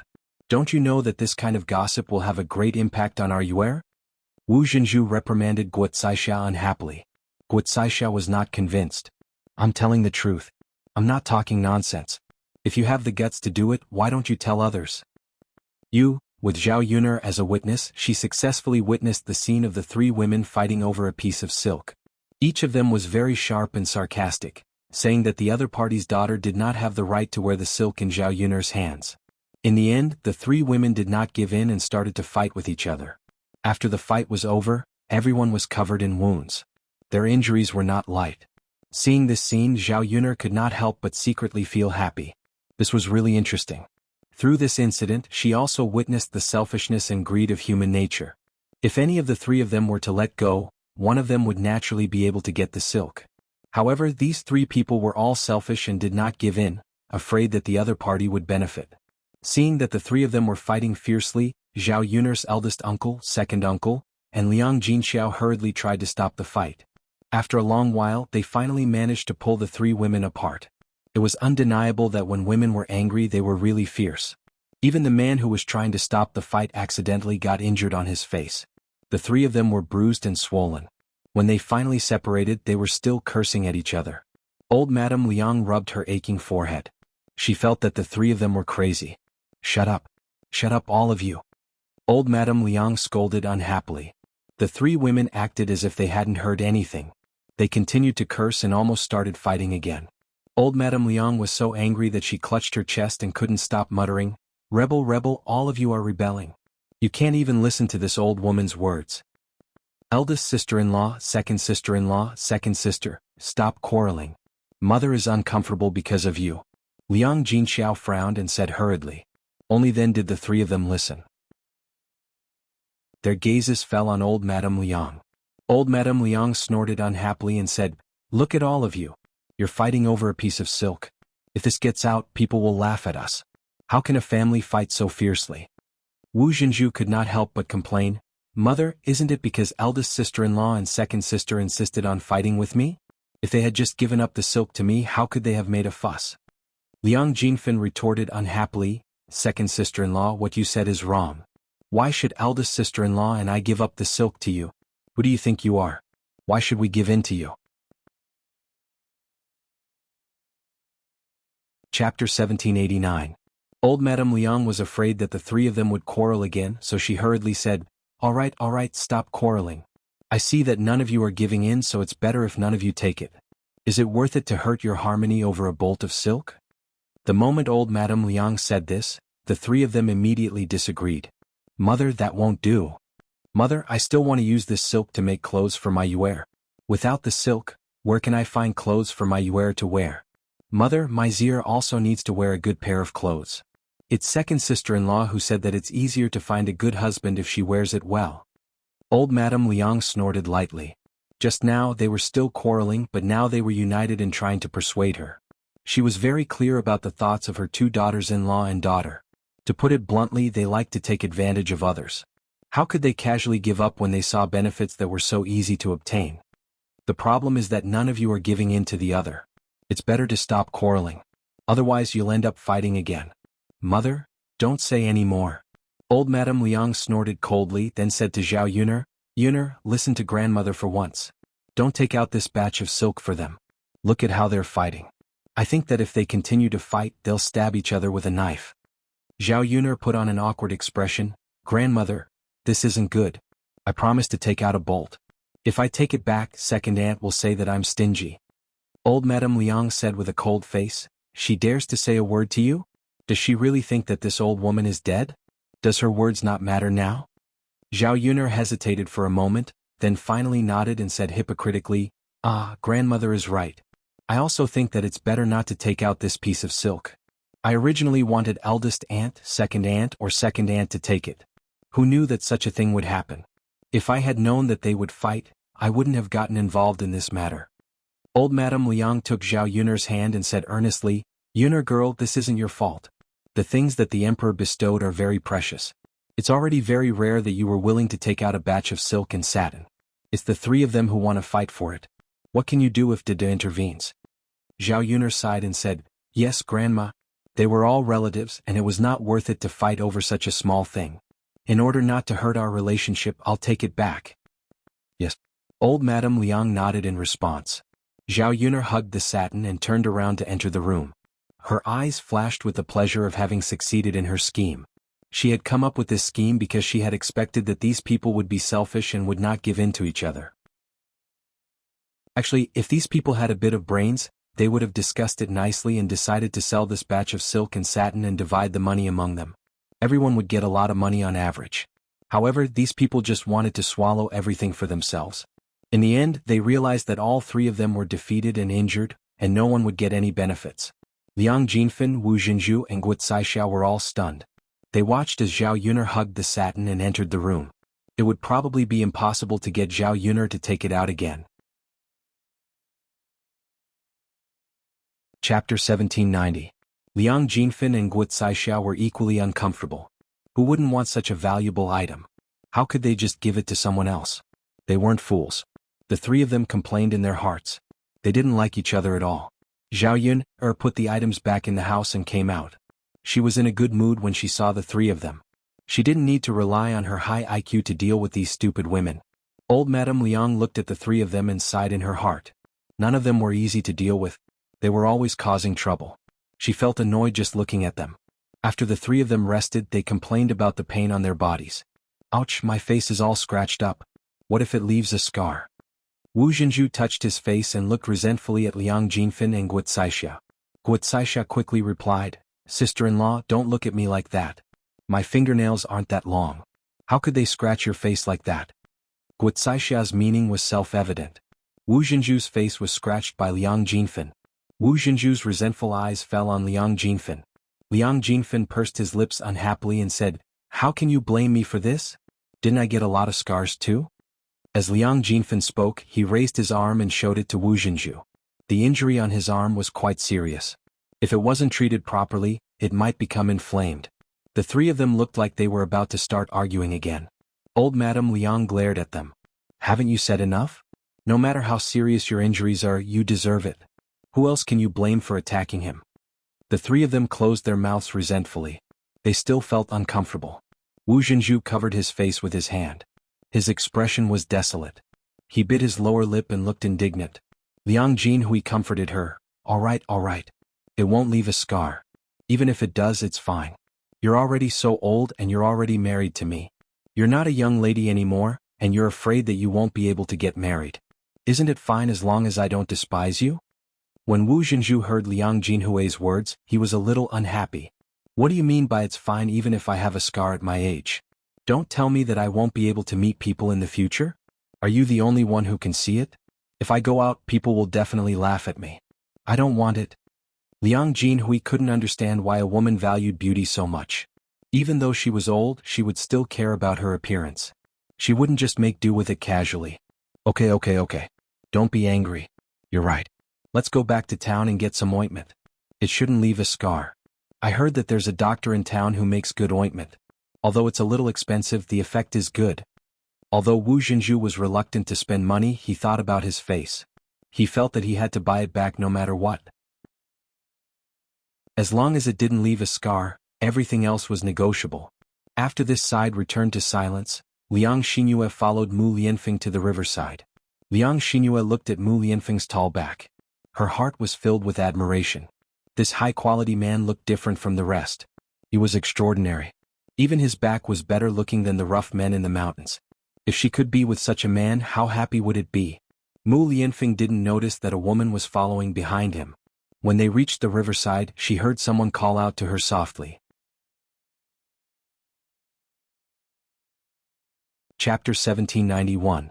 Mu Lianfeng frowned and turned his head to see Liang Xinyue standing behind him. As Zhao Yun'er's cousin, Liang Xinyue had been staying at Zhao Yun'er's house for the past 2 days, so Mu Lianfeng naturally recognized her. Due to their relationship as relatives, Mu Lianfeng replied indifferently, "What's the matter?" Liang Xinyue shook her head and stared at Mu Lianfeng with infatuation. Mu Lianfeng frowned in disgust. Liang Xinyue's gaze made him feel very uncomfortable. "If you have something to say, just say it. If there's nothing else, then forget it." Mu Lianfeng turned his head away and ignored Liang Xinyue. He wasn't a fool. How could he not see that Liang Xinyue was interested in him? However, he had no interest in Liang Xinyue at all. It wasn't just because he didn't like women like Liang Xinyue. Most importantly, he already had Zhao Yun'er, so he wouldn't consider other women. No matter how outstanding other women were, he wouldn't take another look at them. This was even more true for Liang Xinyue. Liang Xinyue felt a sense of loss when she saw Mu Lianfeng's cold attitude towards her. She felt very uncomfortable. Why wasn't Master Shitzi willing to take another look at her? If they were at Zhao Yun'er's house, then it would be fine. After all, Zhao Yun'er was there, so Mu Lianfeng couldn't be too obvious. However, now that Zhao Yun'er wasn't there, couldn't Master Shitzi be a little more enthusiastic? Liang Xinyue bit her lower lip and her eyes were filled with unwillingness. She continued to speak coquettishly to Mu Lianfeng. "Master Shitzi, how can someone of your status do such menial work? Cousin is really... She doesn't know how to care for you. If I were her, I definitely wouldn't let you do such work." After Liang Xinyue finished speaking, she looked at Mu Lianfeng affectionately. How could Mu Lianfeng not understand the meaning behind Liang Xinyue's words? Was she trying to sow discord between him and Zhao Yun'er? This woman was a little interesting. However, how could he allow others to sow discord between him and Yuner? He was the one who did this work and it wasn't Yuner who asked him to do it. Whether Yuner cared about him or not, he was very clear. Thus he said unhappily to Liang Xingyue, "This is my business. I'm willing to do it, and it has nothing to do with Yuner." "Master Shizi, I'm just saying. You're very tired from carrying the water. Do you want me to help you?" Liang Xingyue winked at Mu Lianfeng in a negotiating manner. Mu Lianfeng rejected her directly, "No need." After seeing Mu Lianfeng's attitude, Liang Xingyue knew that it would not be easy for her to get close to Mu Lianfeng. She felt even more disappointed. Liang Xingyue could not understand. Shouldn't men be very fickle? As long as a woman was shameless enough to seduce him, she would definitely fall for it. However, Mu Lianfeng did not fall for it. He was indeed different from other men. Or was Mu Lianfeng too loyal to Zhao Yuner? She did not believe. What was so good about Zhao Yuner? She was not as good as her. Perhaps she was not proactive enough, so Mu Lianfeng was indifferent. Liang Xinyue's eyes darted around, and she quickly grabbed the bucket in Mu Lianfeng's hand. Seeing that Liang Xinyue was about to snatch the bucket, Mu Lianfeng quickly pushed Liang Xinyue away. He did not know what Liang Xinyue's intentions were. With Mu Lianfeng's push, Liang Xinyue sat on the ground and cried out, "Io Io?" Mu Lianfeng glanced at Liang Xinyue indifferently. He did not know what Liang Xinyue was up to. Chapter 1792. You sprained your ankle? Mu Lianfeng was suspicious and did not immediately believe Liang Xinyue's words. He had a feeling that this woman was up to something. Liang Xinyue looked at Mu Lianfeng pitifully and continued to say to Mu Lianfeng, "Sir, I really sprained my ankle. It hurts so much. Can you come over and help me?" Mu Lianfeng replied indifferently, "You asked for it. Who else can you blame?" His attitude was very clear. He did not want to talk to her. This could not go on. Mu Lianfeng did not seem like a man who could be seduced so easily. However, Liang Xinyue was not willing to give up just like that. She continued to act coquettishly. "Sir, I don't have any other choice. I'm already injured. What else can I do? Are you just going to let me sit here and do nothing? Aren't you going to help me?" Mu Lianfeng snorted softly. "After I'm done carrying the water, I'll go back and tell your family to come and pick you up." Liang Xinyue opened her mouth. Mu Lianfeng's rejection was too direct. He did not even give her a chance. After Mu Lianfeng finished speaking, his gaze shifted away from Liang Xinyue. He held the bucket in his hand and carried the water. Liang Xinyue saw that Mu Lianfeng was really going to leave her here alone. Actually, her ankle was fine. She had deliberately said that she was injured because she wanted to gain Mu Lianfeng's sympathy and get closer to Mu Lianfeng. Who knew that Mu Lianfeng would be like this? Her plan was completely ruined. Now Mu Lianfeng was really going to leave and not care about her. He was really going to abandon her just like that. Liang Xinyue was suddenly anxious. She felt that she had to be more thick-skinned this time, so she rushed directly to Mu Lianfeng and hugged Mu Lianfeng from behind. After that, she mustered up her courage and confessed to Mu Lianfeng, "Your Highness, I quite like you. I wonder if Your Highness can give me a chance to get to know you better?" Mu Lianfeng was slightly stunned. He never thought that Liang Xinyue would be so bold as to come over and hug him. This woman relied on his tolerance and became more and more unscrupulous towards him. The sense of disgust in his heart grew stronger.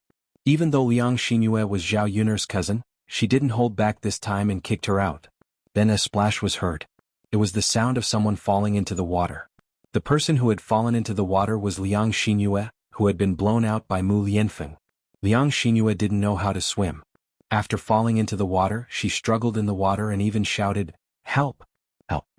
Mu Lianfeng subconsciously felt that Liang Xinyue must be faking it this time, so he ignored Liang Xinyue. However, Liang Xinyue continued to struggle in the water. Her entire face was ashen and she looked like she was in extreme pain. If Liang Xinyue was faking it just now, he would believe it. Cola's ashen face from choking on water didn't look like it was faked. If this went on, someone might die. Although he hated Liang Xinyue and this woman had the guts to covet him, he didn't want her to die. Mu Lianfeng pondered for a moment, then picked up a bamboo pole from the riverbank and handed it to Liang Xinyue. Then he started to sing. Liang Xinyue said indifferently, "Catch." Liang Xinyue hurriedly grabbed the bamboo pole. Mu Lianfeng then dragged Liang Xinyue to the riverbank. Only then did Liang Xinyue get up. Chapter 1793. She felt that if she had come ashore any later, she would have choked to death in the river. It felt so good to breathe in the fresh air now. Thinking about it, Mu Lianfeng was really ruthless. He didn't show any mercy and directly kicked her into the river. He didn't have any tender feelings for the fairer sex. Cough, cough, cough. Liang Xingyue coughed heavily a few times and looked pitifully at Mu Lianfeng. She originally thought that Mu Lianfeng would look at her one more time out of guilt. However, Liang Xingyue realized that she was thinking too much. Mu Lianfeng only glanced at her indifferently and then turned to leave with the water. Shi Ziyi. Liang Xingyue called out pitifully. Mu Lianfeng didn't respond at all and only showed his back. Was he going to leave her here alone and not care about her? How was she going to go back when she was all wet? Shi Ziyi. Liang Xingyue's voice was louder this time. Mu Lianfeng showed his determination with his back facing her. Seeing that Mu Lianfeng really didn't want to talk to her anymore, Liang Xingyue finally gave up. After soaking her clothes in the water, Liang Xingyue's entire body was wet. Her clothes stuck to her body and a few private parts were faintly discernible. If someone saw this, they would definitely say something. At this time, Lu San happened to see Liang Xingyue sitting on the shore after falling into the water. After seeing Liang Xingyue's appearance and her faintly discernible figure, Lu San swallowed his saliva and then ran over to Liang Xingyue eagerly. Miss, did you accidentally fall into the water? Lu San asked politely. Liang Xingyue bit her lower lip and responded with an aggrieved expression. So pitiful. A girl like you has suffered so much. After hearing Lu San's words, Liang Xingyue felt even more wronged. Wasn't that right? How could she have known that Mu Lianfeng would be so cruel to her? She was a young lady and was weak to begin with. How could she withstand such torture? Seeing that Liang Xingyue was so wronged that she was about to cry, Lu San hurriedly comforted her. Okay, miss, don't cry. No matter what, it's all in the past now. It's okay. As long as you're fine, it doesn't matter, right? Liang Xingyue nodded in agreement. Lu San smiled and continued, Miss, do you want me to help you? Liang Xingyue thought for a moment and looked at Lu Sanchong. She was smiling so warmly, so she shouldn't be a bad person. After she had choked on the water, she felt that she couldn't muster up any strength after tossing and turning. If she had someone send her off, she would be able to go back earlier. Otherwise, she couldn't just sit here and do nothing, right? Although the weather was hot now, it was easy to catch a cold if she didn't go back and change her clothes. If she fell sick, it would be even more torturous. So she nodded. Thank you so much. Lu San hurriedly waved his hand. Oh, miss, you're too polite. I like to help others when they're in trouble. Liang Xingyue nodded and smiled at Lu San. Big brother, you're really a good person. Lu San's smile hid a hint of calculation. He was indeed a good person, but he would only be good to women, and the youngest and most beautiful women. Of course, he wouldn't tell Liang Xingyue the calculation in his heart.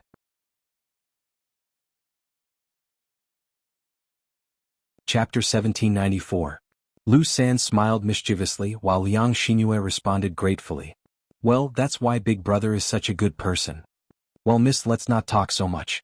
I'll send you back quickly. Lu San urged. In fact, he couldn't wait to have fun. Liang Xingyue in front of him looked very beautiful and very young. The taste of playing with her would definitely be extraordinary. Okay. Liang Xingyue responded. Lu San supported Liang Xingyue.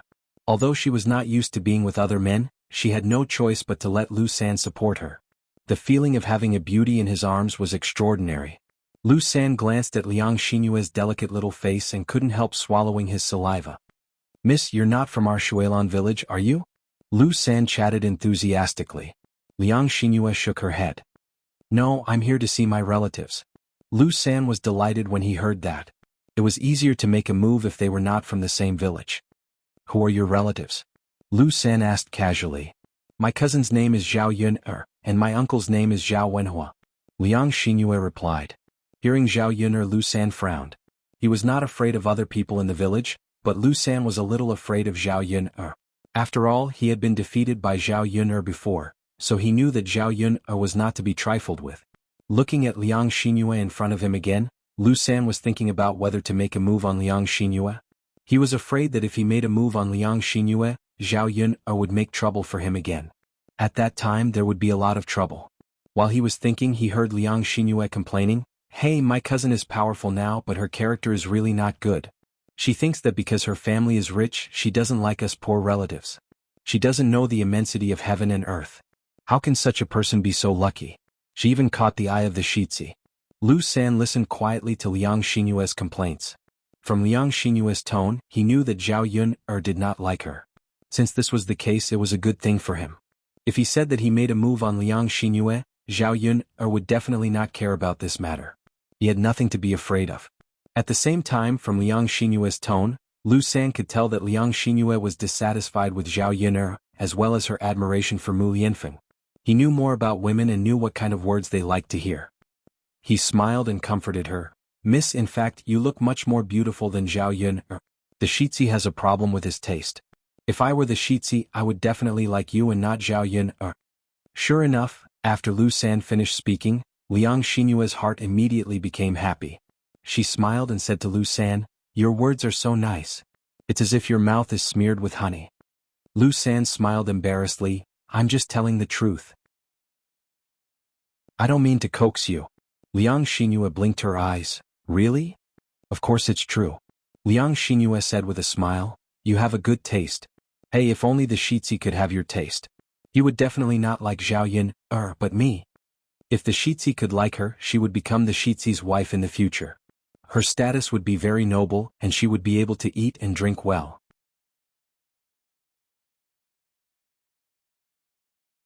Chapter 1795. Sigh, everyone has their own fate and it can't be helped that our fates are different. But you don't have to worry. With your looks, you'll definitely be able to find a good husband in the future. He might not necessarily be worse than Zhao Yun. Lu San comforted her. After hearing Lu San's words, Liang Xinyue's unhappiness suddenly dissipated a lot. Yes, you're right. I think so too. Liang Xinyue responded. The two of them continued walking. After walking for a while, they still hadn't reached Zhao Yun's house. Instead, they arrived at a forest. Liang Xinyue frowned and felt that something was wrong. She remembered that there wasn't much distance between Zhao Yun's house and the river, and the scenery didn't seem right. So she asked Lu San, who was beside her, "Big brother, did you lead us the wrong way? Why do I feel like something's wrong? This doesn't seem to be the way to my cousin's house, right?" Lu San smiled slyly again, patted his head and said, "Oh, look at my memory. I remembered the wrong way. Zhao Yun's family has moved to a new house now. This is the way to the old house, so I took you the wrong way." After listening to Lu San's explanation, Liang Xinyue finally understood. She nodded and said, Yes, that's good. Big brother, take me there now." Lu San responded, "Okay, don't worry, miss." Yes. The two of them continued walking. When they reached the depths of the forest and saw that there was no one around, Lu San couldn't wait to reach out and touch Liang Xinyue's butt. Along the way his heart was burning. He couldn't wait to touch Liang Xinyue. However, this was not the right place. Once he touched Liang Xinyue, she might shout at the top of her lungs and run away. He had no choice but to control his temper and slowly lead Liang Xinyue into the woods. In this way, even if Liang Xinyue shouted loudly, no one would pass by. He could still manage the matter between him and Liang Xinyue. Liang Xinyue could only cry for help but to no avail. She didn't expect Liang Xinyue to be so stupid. She was tricked into going to the woods with just a few words. Feeling her but being touched, Liang Xinyue's heart suddenly tightened. At first, she thought that Lu San was careless, but then she felt that Lu San's hands became more and more presumptuous, rubbing her but non-stop. What was worse was that Lu San directly hugged her and held her in his arms. His ugly face stretched out towards her. Liang Xinyue suddenly exclaimed, What are you doing? Why are you touching me?" Lu San smiled wretchedly, "Little beauty, I've helped you walk so far. You said that I'm a good person. You should at least repay me, right? Seeing how handsome you are, Big Brother's heart is itching. Just help Big Brother and let Big Brother have some fun." Liang Xinyue finally understood what Lu San wanted to do. It turned out that he had this idea. She originally thought that Lu San was a good person. Now it seemed that Lu San was a hungry wolf. He was very fierce. From the moment he saw her and helped her, it was a trap. Now she was so pitiful that she was tricked into the woods by Lu San. No one could control her. She really regretted her actions. However, there was no use in regretting it now. She was trapped in Lu San's arms and couldn't break free at all. Let go of me, rogue.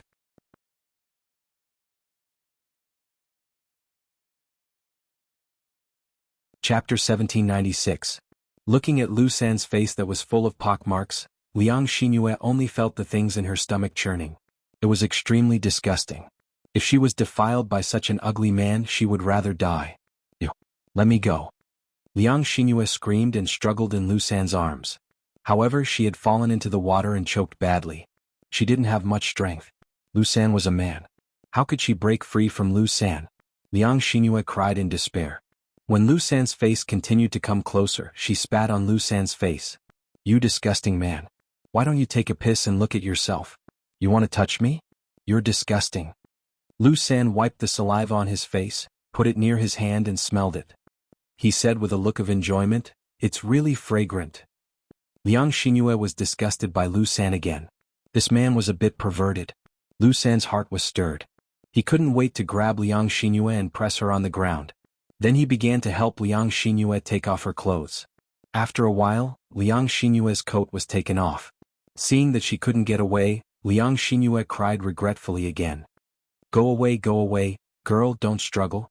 No one here will come to save you. Why waste your strength? Let me have some fun. After I'm done, I'll let you go naturally.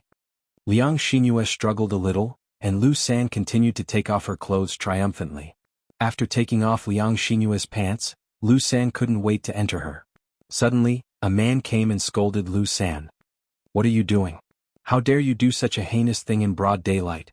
Lu San was stunned. He raised his head and glanced in the direction of the voice. Before he could react, he felt a kick land on him. Afterwards, Lu San was thrown heavily. He fell quite heavily and immediately spat out a mouthful of blood. Afterwards, Lu San lay on the ground. He was unable to move at all. Lu San and Liang Xinyue, who were lying on the ground, looked at this person at the same time. This person was in his 20s and was dressed in black. He looked mighty and domineering. It was obvious that he was not someone to be trifled with. She was none other than Mo Yen. Mo Yen encountered such a situation as soon as she came down the mountain. She couldn't bear to see others do such dirty things, so she came up and sent Lu San flying with a kick. Mo Yan's face was still cold even after Lu San was dealt with. She walked up to Lu San and directly grabbed Lu San's collar. She said to Lu San coldly, "Let's go. I'll take you to see an official. I'll let the county magistrate chop off your hand." Lu San immediately paled in fright when he heard that he had to see an official. He begged Mo Yen, "Young master, please let me go. I was just lustful for a moment. I won't do it again." Mo Yen rolled her eyes as if she was thinking about Lu San's words. Lu San hurriedly swore, "I really won't do it again. Young master, please believe me. If I do such a thing again in the future, I will definitely be struck by lightning and die a horrible death." Mo Yen snorted coldly, "I can tell from your face that you're not a good person. Since you've done something like this, you should be punished. However, you've hurt this girl. She'll decide where you'll go." Chapter 1797. At this moment, Liang Xinyue sat on the ground. The fear on her face had yet to disperse. Her clothes were in a mess. Her thighs and other private areas were exposed to the air. Mo Yen had never seen something like this before. Her face immediately reddened, and she was rather afraid to look at Liang Xinyue. He understood what it meant to look at indecent things extremely well. Liang Xinyue seemed to return to her senses. She put on her clothes in a hurry. Thinking about how if Mo Yen had not intervened earlier, she probably would have been defiled by Lu San already. Liang Xinyue struggled to imagine the consequences. Her engagement had already been annulled in the first place. This was a shameful matter in the countryside, so it was extremely difficult for her to find a good husband. Now that her body had been defiled, it was basically impossible for her to find a good husband. Fortunately, Mo Yen had saved her, which was equivalent to saving her life. Liang Xinyue looked at Mo Yen gratefully. She could tell with a single glance that Mo Yen was not a simple person, whether it was in terms of appearance or attire. He probably had a good status just like the young master, so she developed a sliver of admiration for Mo Yen. Although Mo Yen could not compare to the young master, he was still worlds apart compared to the rough men of the countryside. At the very least, he could be regarded as extraordinarily handsome. Just looking at him made people feel comfortable. Only after Liang Xinyue covered herself did Mo Yen turn around again. She said to Liang Xinyue, "Miss, this person tried to defile you, so you decide how to deal with him. What do you think we should do now?" Liang Xinyue glanced at Lu San. She ground her teeth in hatred towards Lu San. This man had almost caused her to lose her chastity. How could she let him go so easily? Just when Liang Xinyue made up her mind to report this to the authorities, Lu San looked around and persuaded her, "Miss, I was just lustful earlier. I can guarantee that I won't do it again. Please be magnanimous and let me go. If they really arrest me, it might not be a good thing for Miss. Young lady, think about it. Although I haven't really done anything to Auntie, it's inevitable that there will be a lot of gossip. When the time comes, it will affect young lady's reputation. I'm a man, so it's fine, but when a lady marries in the future, I'm afraid." It had to be said that Lu San was used to using women's psychology to successfully bully many people. When Liang Xingyue heard this, she felt that what Lu San said was indeed very reasonable. If Lu San was arrested and sent to the officials, although Lu San would be punished by the officials, she would also be implicated at the same time. For her now, how could there be any more rumors? If that happened, she might not be able to get married. She could not bear the consequences. After hesitating for a while, she bit her lip and said to Mo Yen, "Young master, let's just forget about it." Although this person went a little overboard, it was fortunate that young master acted in time and didn't taint me. I'm still at a marriageable age. I don't want people to gossip about me. Mo Yen thought about it and said to Liang Xingyue, "All right then. It's still up to Miss to make the decision. If Miss thinks it's fine, then it's fine." "All right," Liang Xingyue replied weakly. She could not help but glance at Mo Yen. Seeing how handsome and righteous Mo Yen was, she admired him even more. Chapter 1798. Lu San lay on the ground like a dog. He nodded in a hurry, "Yes, yes, yes. I definitely won't do it again." "Then piss off." Mo Yen kicked Lu San's butt again. Lu San crawled forward in fright. He wanted to leave as soon as possible, afraid that Liang Xingyue and Mo Yen would go back on their words and send him to the authorities. Before Lu San left, Mo Yen suddenly said, "Wait." Lu San's heart suddenly tightened. He turned around bitterly and asked Mo Yen, "Is there anything else, young master? Don't tell anyone about this. If I find out that you spread any rumors, I'll skin you alive." Mo Yen said coldly, "Yes, yes, yes." Lu San clenched his buttocks tightly. "You can piss off now," Mo Yen urged in disgust. Liang Xingyue looked at Mo Yen rather infatuatedly as she watched Lu San flee in a hurry, completely devoid of his previous arrogance. As if she could sense Liang Xingyue's scorching gaze, Mo Yen felt uncomfortable. Clearing her throat, Mo Yen said to Liang Xingyue, "Miss, you have to be careful next time. There are many bad people in this world, so don't fall into their traps. Fortunately, I just happened to pass by today or—" Liang Xingyue thanked her in a hurry, "Thank you for saving my life, young master. I'm unable to repay you." Mo Yen waved her hand, "I'm not asking you to thank me. I'm just giving you a reminder. Don't come to a place like this with a stranger just in case they have thoughts about you." Liang Xingyue said in a hurry, "Yes, yes, I understand. Thank you for your reminder, young master. I definitely won't do it again." Mo Yen replied, "Since there's nothing else, I'll be leaving first. Until we meet again." Liang Xingyue immediately became rather reluctant to part with Mo Yen when she saw that she was about to leave. She had finally found an opportunity to hook up with a rich husband, so how could she give it up so easily? "Young master, may I know your name? You saved me, so I should at least know who young master is, right?" Liang Xingyue asked shyly. Mo Yen originally felt that there was no need to tell her, but when she saw how eager Liang Xingyue was, she said, "Mo Yen." Liang Xingyue repeated it in her heart and felt that it was very pleasant to hear. "I'm leaving," Mo Yen said again. Liang Xingyue immediately pretended to be pitiful and said, "Young master, I don't even know where I am right now. I'm not from this village, so I don't know the way. I wonder if young master can take me away?" Mo Yen studied Liang Xingyue and only then did she understand. It was no wonder that Liang Xingyue had been tricked by Lu San. She probably did not know the way, nor did she know that Lu San was a bad person, which was why she had been brought here. "Young master, can you take me away? I'm afraid I'll come across some bad people along the way." Liang Xingyue bit her lip and looked at Mo Yen pleadingly. Mo Yen thought about it. Since she had saved Liang Xingyue, leaving Liang Xingyue here really was a little unreasonable. If Liang Xingyue encountered any danger, she would feel very guilty, so she nodded and asked casually, "May I ask where you're going? I'm not from this village, so I don't know the way very well." Chapter 1799. Mo Yen could not help but sigh inside when she heard Liang Xingyue say that she was Zhao Yiner's cousin. It looked like she had saved the right person. He might not have known about other people's families, but he did know about Zhao Yiner's family. He replied to Liang Xinyue, I know. I was just about to go. Really? Liang Xinyue blinked her eyes in some excitement. Yep. Although she was unable to guess the relationship between Mo Yen and Zhao Yun, Liang Xinyue was still extremely excited. The two of them headed towards Zhao Yun'er's home under Mo Yan's lead. They arrived at Zhao Yun'er's home before long. Wu Zhenju hurried over when he saw Liang Xinyue return soaked. He asked nervously, Oh my, what happened to you? Did you fall into a ditch? Liang Xinyue glanced at Mu Lianfeng and answered pitifully. Yep. I fell into the river. I almost drowned. Wu Zhenju was so scared that her face turned pale. She patted her chest and reprimanded Liang Xinyue. I say, you wretched girl, why did you run to the river? Liang Xinyue only felt even more wronged. Wasn't she trying to get close to Mu Lianfeng? When her mother saw Mu Lianfeng and returned to the Liang family, she constantly urged her to find an opportunity to seduce Mu Lianfeng.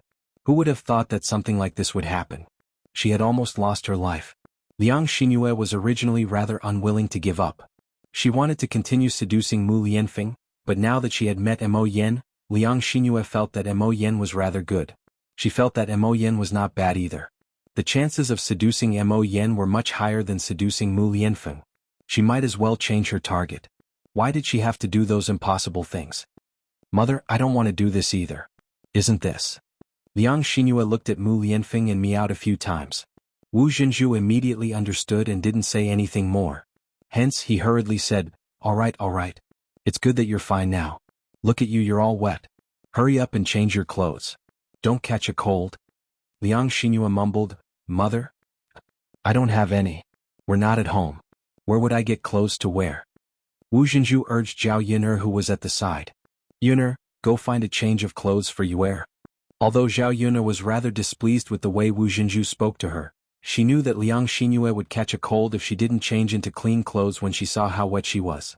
If she didn't even lend her clothes, she would seem too stingy. Zhao Yun'er nodded in response. She glanced at the clothes hanging on the bamboo pole to dry. She had changed out of them after bathing yesterday. The weather today was very hot, and the clothes would be dry after a few hours outside in the sun. Zhao Yun'er walked over and touched them. They were indeed dry. Zhao Yun'er took them off the pole and then walked over to Wu Zhenju and Liang Xinyue with the clothes. She handed them to them. Here, these are the clothes.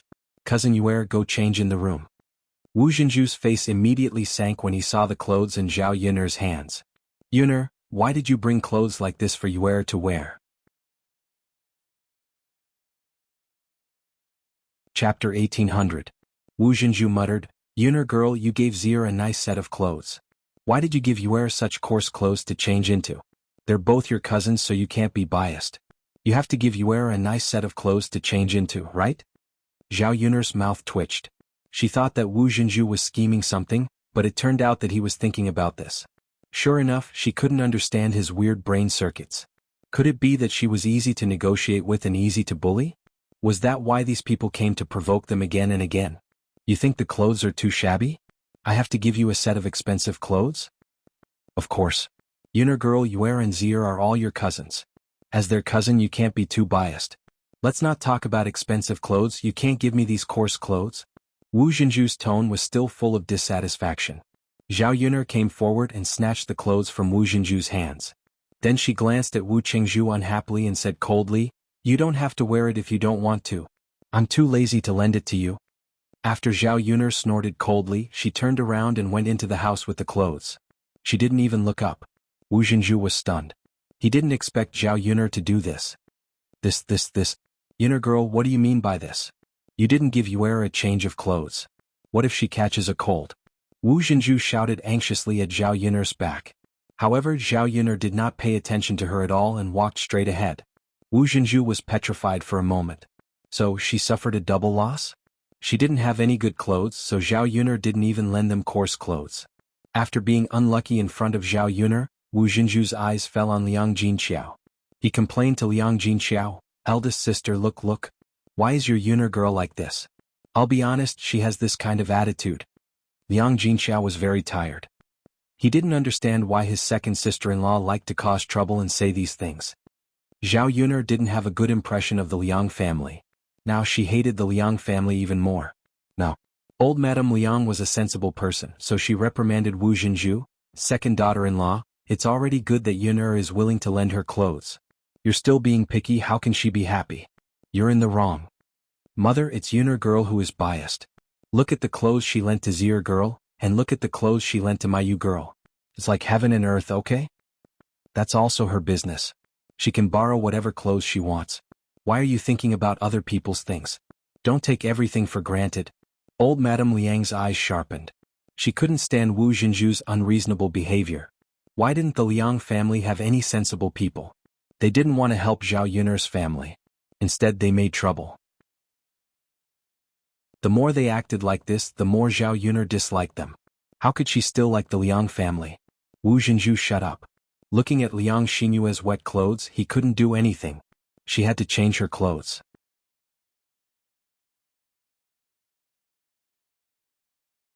Chapter 1801. I originally wanted to get you clothes that were as pretty as Zier's. Who knew? Wu Jinju replied embarrassedly. He looked at Liang Xinyue's dissatisfied expression. Mother, you really don't say what you should say and say what you shouldn't. Look at what's happening now. Liang Xinyue did not hide her complaints at all. Liang Jinxiao sighed slightly as she watched from the side. She felt that this really could not go on, so she said to Liang Xinyue and Wu Jinju, "I still have some clean clothes. If you, doesn't mind, why don't you take my clothes and wear them?" Liang Jinxiao's figure was a little different from Liang Xinyue's. Liang Jinxiao's clothes would definitely be too big for Liang Xinyue. However, they could only make do with the current situation. If they were too particular, Liang Xinyue would only catch a cold. Liang Xinyue thought about it and nodded. "All right then. Auntie, bring me your clothes and make do with them." "All right." Liang Jinxiao replied with a smile before entering the room. Zhao Yun came out of the room again with a sunken face. She really could not be nice to these people. Liang Xinyue changed into Liang Jinxiao's clothes and came out. She looked at her own clothes and felt that they were really ugly. The pudding clothes were loosely wrapped around her body, making her look even more dusty. Her original elegance had been reduced by a few points. Now that she stood next to Liang Xinyue and compared herself, Liang Xinyue felt that she was not even as pretty as Liang Xinyue. She even felt rather embarrassed to face Mo Yen in the courtyard. Ever since Mo Yen had entered the courtyard with her, Liang Xinyue could not help but pay attention to Mo Yen. She had never thought that Mo Yen would actually know the young master and would even approach him. The two of them whispered to each other, but she did not know what they were talking about. Wu Jinju noticed Liang Xinyue's strange behavior. Thinking about how Liang Xinyue had returned with Mo Yen, he prodded Liang Xinyue and whispered into Liang Xinyue's ear, "I say, who is this young master? He didn't look like a simple character. Just now, Mother saw the two of you coming back together. Do you know him?" Liang Xinyue quickly shook her head. "Mother, I don't know her. I only saw her today." Wu Jinju replied resentfully. He then stared at Mo Yen and became rather interested in her. When Mo Yen and Mu Lianfeng finished talking and Mo Yen sat down to drink some water, Wu Jinju eagerly made his way over to Mo Yen and began to chat with her enthusiastically. Mo Yen saw that Wu Jinju was a relative of Zhao Yun'er's, so she was too embarrassed to ignore him. "Young master, you look quite handsome. You must be someone important, right?" Mo Yan's lips twitched as she smiled awkwardly. "You must be joking. I'm just an ordinary person. How can I be someone important? At most, she was just a servant for Mu Lianfeng." She really did feel diffident from Wu Jinju's words. Wu Jinju did not believe Mo Yan's words. Instead he said, "Young master, you really are too modest. Since you're related to the young master, you must be someone important." Mo Yen frowned slightly. How could he say that? However, in the eyes of the villagers, he did seem to possess quite a good status. At the very least, he had an official position similar to a constable. Chapter 1802. Mo Yen was very curious. Why was Wu Jinju asking her this? Wasn't it a little too gossipy? It was like he was investigating her. Mo Yen thought about Wu Jinju's eager expression before replying honestly to Wu Jinju, "No, auntie. I'm still single." Wu Jinju immediately smiled uncontrollably when he heard Mo Yan's reply. "Oh my, that's fantastic." Mo Yen was speechless. What was so fantastic about it? He did not think there was anything fantastic about it. He was already so old. Men around his age already had quite a few children, yet he did not even have a wife. This was not his fault. He was so busy every day that he did not have the time to worry about matters of the heart. However, he did not want to find a random woman either. That would only waste his time and the time of others. Wu Jinzhu forced himself to calm down when he saw Mo Yan's dumbfounded expression. He was afraid that his reaction would frighten Mo Yan. After wiping away her smile with great difficulty, Wu Jinzhu made her way over to Mo Yan and asked, "Young master, it's not right for you to not have a family at your age. You can't waste too much time." Mo Yan nodded politely in response. Who knew how many people he had heard that say before? However, wives did not just fall from the sky. How could they just come and go like that? Wu Jinzhu's smile contained a sliver of calculation. He thought that the heavens really had given him this opportunity. Mo Yan was such a great man, yet he was still single. As a result, he giggled and pulled Liang Xinyue over to Mo Yan. He said to Mo Yan, "Young master, what do you think of my daughter?" Mo Yan raised her head and glanced at Liang Xinyue. She said honestly, "She's pretty. She's quite delicate." Wu Jinzhu slapped his thigh and giggled, "Haha, young master, you have good taste. Yue grew up in our village and is one of the best girls in the village." After being praised by Wu Jinzhu, Liang Xinyue lowered her head in embarrassment and pulled the corner of Wu Jinzhu's clothes shyly. "Mother, don't talk nonsense in front of others. How can you praise your own family members like that?" Wu Jinzhu did not take it to heart and said shamelessly, "What's the big deal? Mother is speaking the truth, not nonsense." "Mother?" Liang Xinyue blushed and no longer dared to look at Mo Yan. However, Liang Xinyue still rejoiced when she heard Mo Yan say that he had never taken a wife and was still single. As long as Mo Yan was single, she would have this opportunity. The heavens had arranged for her to meet Mo Yan and for Mo Yan to step forward and save her when she was in danger. There had to be a reason. Perhaps she and Mo Yan were fated to be a match made in heaven. The more Liang Xinyue thought about it, the sweeter she felt in her heart. She had more expectations in her heart. Seeing how Liang Xinyue had become shy, Wu Jinzhu did not continue teasing Liang Xinyue. Instead, he turned to Mo Yan and said with a smile, "Young master, since you're not married and Yue is not married either, I think the two of you are a perfect match. May I ask if young master would like to consider my Yue?" Mo Yan was drinking water when Wu Jinzhu said that. She almost choked and spat the water onto Wu Jinzhu's face. Wu Jinzhu was stunned for a moment. Only after a while did he realize that he had been spat on.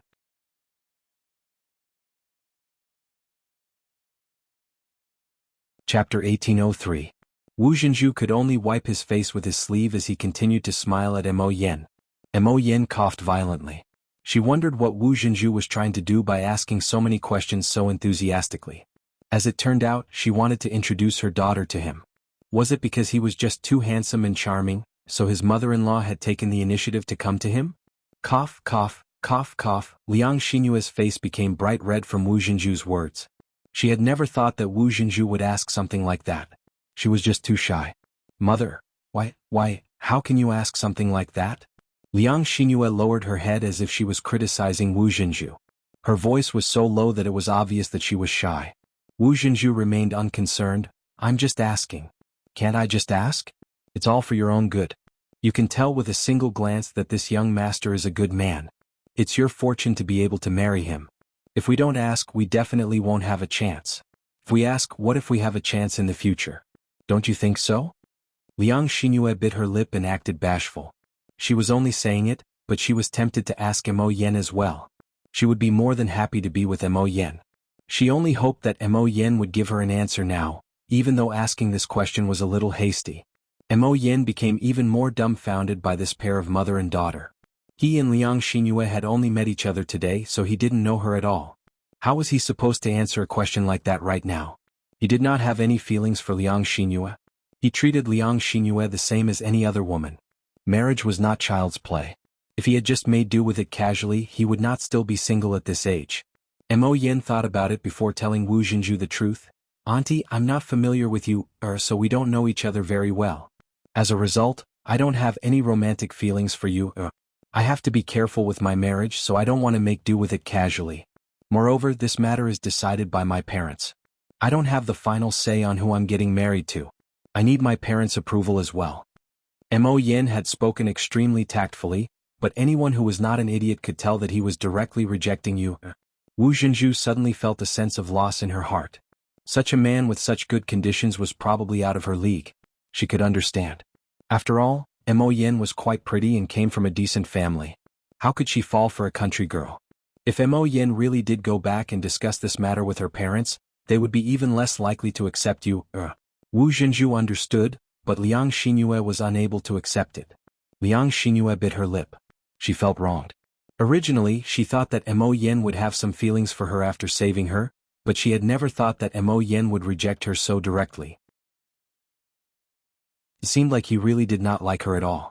If he really did like her, he would not be like this. He would definitely say something like, "I'll think about it." Thinking about how Mu Lianfeng did not like her and rejected her, she could accept it. Now even Mo Yin was like this.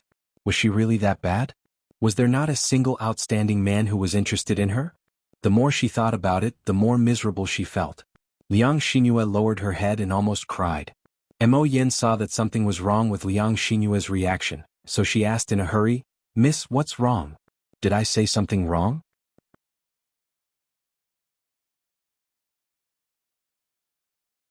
Chapter 1804. Wu Zhenju's face immediately darkened like the bottom of a pot after Liang Jinfen finished speaking. What did you say? Sister-in-law, I said that you're a toad lusting after a swan. Why don't you take a look at what your Yuer is like? You're shameless enough to try to get close to her. You're even shameless enough to say something like that. You're clearly throwing your daughter to an outsider. Not many people would do something like that. Tsk. Liang Jinfen did not hide the mockery in his voice at all, causing Wu Zhenju to flush red in embarrassment. She was already so old, so she understood everything. How could she not know what Liang Jinfen was implying? Ah, second sister, you don't have to be so direct. But you don't have to make a fuss. Your second sister-in-law has done this kind of thing many times. It's not a rare thing, Guocaixia said with a smile. She was the same as Liang Jinfen. She felt that Wu Zhenju was a toad lusting after a swan. Originally, she was worried that Mo Yin would be foolish enough to agree to Wu Zhenju and Liang Xinyue's relationship, allowing Wu Zhenju and her mother to take advantage of it. Only when she heard Mo Yan's refusal did Guocaixia become relieved. Wu Zhenju said with a red face, "How am I a toad lusting after a swan? He's unmarried, so why can't I ask?" That depends on the situation. It's clearly impossible. Isn't that just wishful thinking? Seeing that they had quarreled again, Zhao Yuner said coldly, "If you want to quarrel, then get out of my house. You're so annoying." The three women only calmed down when they saw Zhao Yuner's ugly expression. They were afraid that Zhao Yuner would really get angry and chase them out. It was still very hot right now. If they went back at this time, they would get heat stroke. Mo Yin saw the displeasure on Zhao Yuner's face.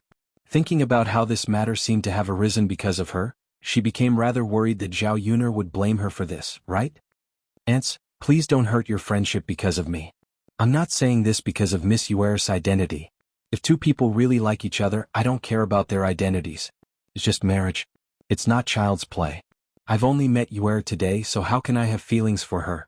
Mo Yin explained after a moment of hesitation. The meaning of his words was that the reason he rejected Liang Xinyue was not because he despised Liang Xinyue for being a country bumpkin and not worthy of him. It was purely because he had no feelings for her and did not like her. After Liang Xinyue heard this, the rims of her eyes became even redder. She felt as if a stone had been smashed into her heart, causing her to be unable to breathe. If Mo Yin despised her identity, she might have felt better.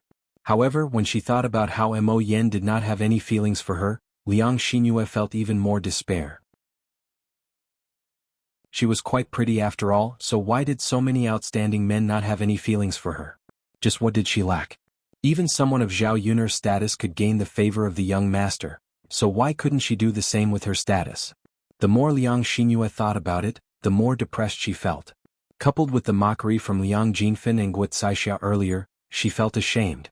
"Mother, I told you to stop spouting nonsense. All you know is to spout nonsense.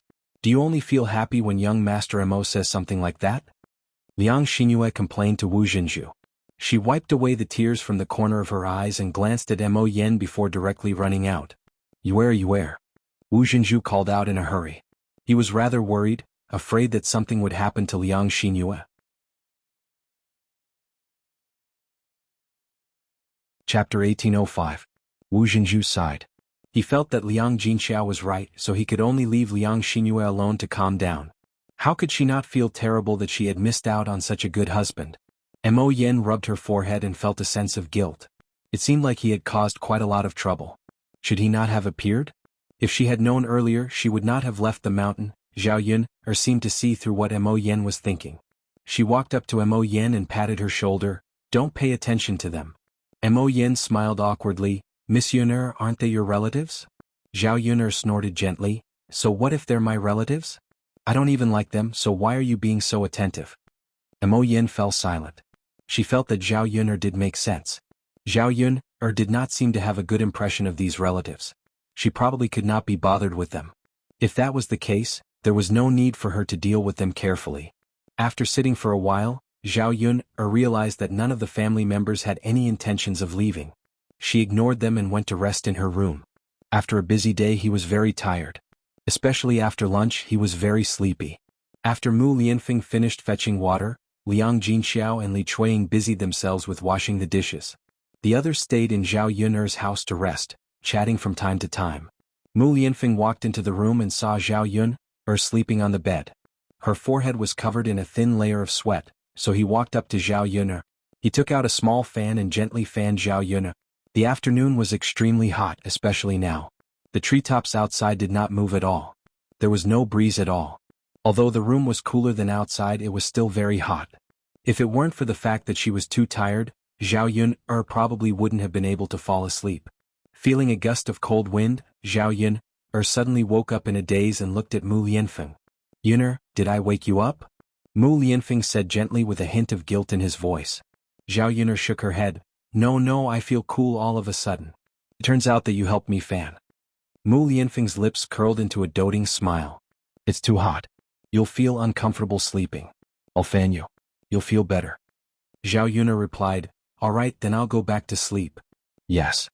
With the accompaniment of the cool breeze, Zhao Yuner slept a lot more comfortably. She slept for 2 hours.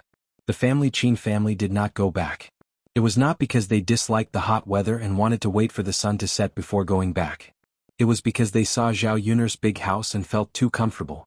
They simply could not bear to go back. The 10 or so brick house looked very imposing. The feeling of staying inside was too different from staying in a thatched hut. After the banquet, the Qin family members walked around Zhao Yuner's house. They did not hide the envy in their eyes. Mu Chunfang sighed softly in Qin Dahai's ear. Ai Yuaner's father. Look, the Qin's house is really big and imposing. I'm afraid it won't be able to be built without tens or hundreds of taels of silver. Qin Dahai nodded and replied, that's right. This house indeed costs tens or hundreds of taels of silver.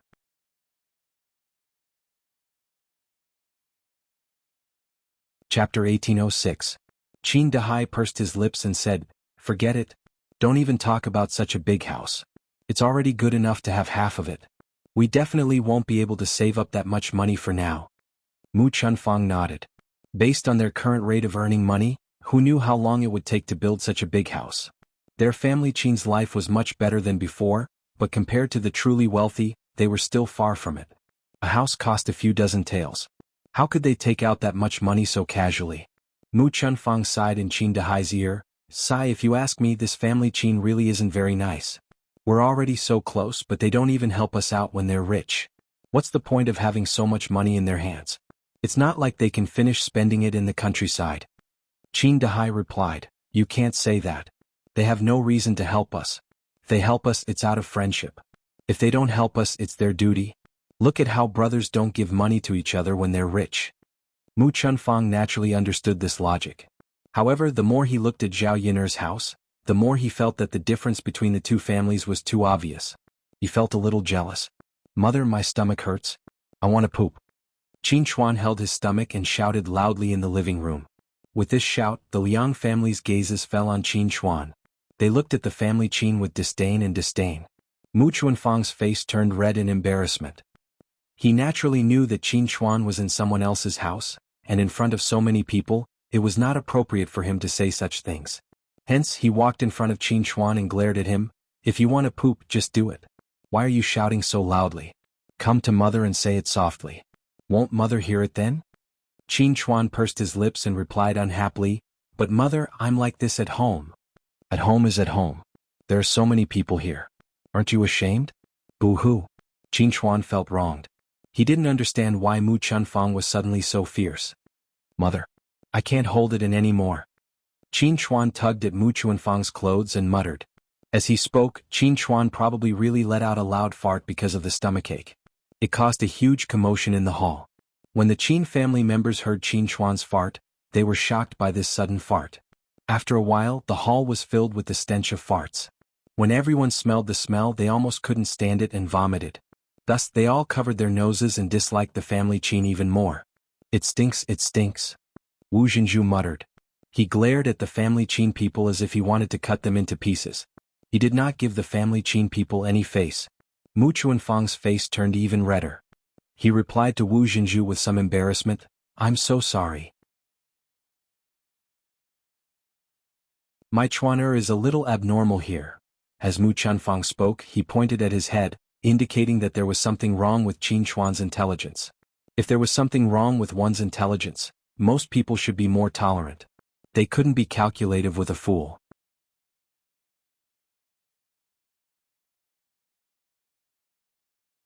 Chapter 1807. Mu Chunfang's expression turned even uglier. She knew that Qin Chuan's fart had a bad influence, but wasn't this a situation that she had not expected? If she had known that Qin Chuan would fart like this, she would have brought him somewhere else to avoid being despised here. Sister, I'm sorry. It's my Chuaner's fault. I'll bring him away now. Mu Chunfang gritted her teeth and apologized. She did not want to blow up the matter. There were so many people in the Liang family. How could their family fight? Qin Dahai's face was also full of embarrassment. However, he had seen many such looks of disdain and disdain. Who asked his son to have a mental problem? A fool like him would be despised wherever he went. After a long time, he had gotten used to it and felt that it was nothing. Seeing Qin Chuan's ignorant and aggrieved expression, Qin Dahai's heart ached. Yuaner's mother, bring Chuan away. Qin Dahai urged. Mu Chunfang responded, Okay, Yuaner's father. As she spoke, Mu Chunfang held Qin Chuan's hand and said to Qin Yuan, Let's go. Mother will take you to poop. Only then did Qin Chuan cheer and walk out of the house. He could not hold on any longer. If he was any later, he might have pooped in his pants. After the Qin couple brought Qin Chuan out of the hall, Wu Zhenju continued to grumble in disdain. What kind of people are they? Seriously. I can tell that the whole family isn't a good thing. Liang Jinfen snorted and agreed, They're poor. They're used to being poor and have not seen much of the world. Their whole family is poor. Did you see just now? That family ate a lot. Once the dishes were served, they couldn't wait to eat them. We didn't even eat much. Especially that old woman. She stuffed all the good food into that fool's bowl. He ate so much in one go. Now that his stomach is hurting, I think it's retribution. Wu Zhenju nodded in agreement. You're right. I don't usually eat anything good, but I stuffed myself with so much today. How can I digest it? Naturally, there will be problems. Liang Jinfen said with disdain in his eyes, I don't know if big sister is blind to have such in-laws. If my family Qin was like them, we would have kicked them out long ago. Wuxia sighed. What can we do? Look at Ping Er. It's good enough that someone is willing to take her in. How can they be picky? Sister-in-law, what you said makes sense. It's all because that Ping Er girl is too ugly. Otherwise, who would be willing to marry such a family Qin? Sai, let's not talk about it anymore. It's fine as long as it's not ours. We're only together today. We don't have to be together on normal days. Once in a few hundred years? This family is going to see each other every day. It's disgusting. Wu Zhenju frowned, his face full of displeasure. When he said this, he did not think about his own behavior at all. Mu Chunfang brought Qin Chuan out of the house. Before they reached the toilet, Qin Chuan could not hold it in anymore. He took off his pants halfway and started to poop. When Mu Chunfang saw this, he was stunned. Chuan, why don't you poop in the toilet? It's broad daylight. Wouldn't it be bad if someone saw you? Mu Chunfang frowned and muttered. He looked at Qin Chuan's big white butt and blushed.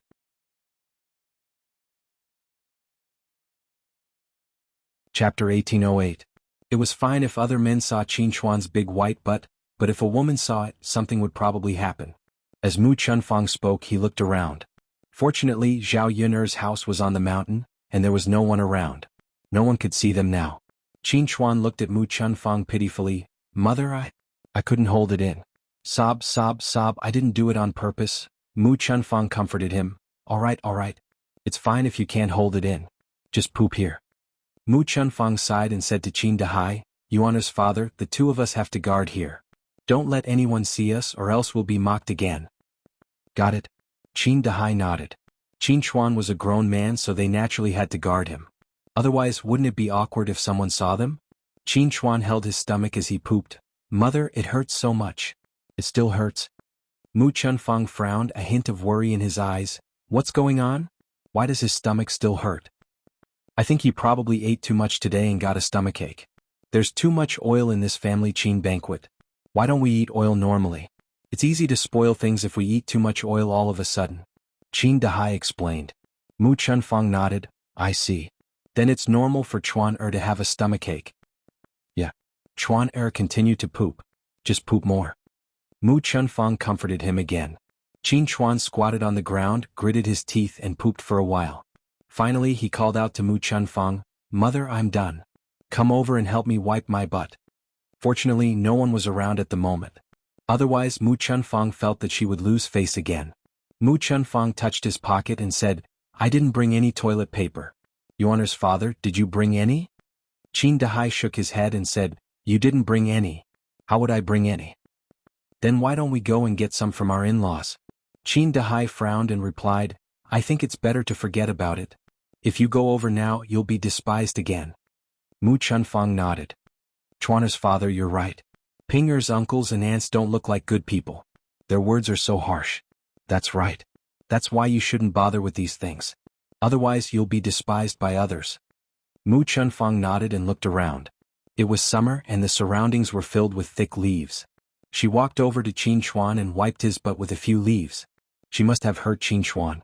Qin Chuan grumbled, Mother, be gentle, be gentle. It hurts so much. This thing hurts my butt. Mu Chunfang grumbled, All right, just make do with it. What else can you do? Only the tree leaves can wipe your ass. You can't not wipe it, right? Qin Chuan responded with an aggrieved expression. After Qin Chuan was done, Wu Jinju's stomach also started to hurt. She also ate a lot for lunch today. Now her stomach was hurting just like Qin Chuan. I can't take it anymore. My stomach hurts too. I need to go to the toilet. He's probably still in the toilet. Wait a moment. Liang Jinhui nagged. Wu Jinju gritted her teeth and responded. She couldn't possibly squeeze with Qin Chuan now, right? Chapter 1809. After venting, Wu Jinju's entire body felt much more comfortable, and her body also relaxed. Wu Jinju heaved a sigh of relief. After he was done, he got up from the latrine, fastened his pants and walked out of the latrine. As he walked, Wu Jinju suddenly felt that something was wrong. He seemed to have stepped on something sticky. It would have been better if he didn't look, but when he did, he was almost disgusted. Because what he saw when he lowered his head was none other than a disgusting pile of poop. The poop was still wet. It was obvious that he had just pooped not long ago. Wu Jinju clutched his chest and almost vomited. He hurriedly rubbed his feet on the grass a few times, and only stopped when it was almost clean. He couldn't help but curse. What kind of person is this?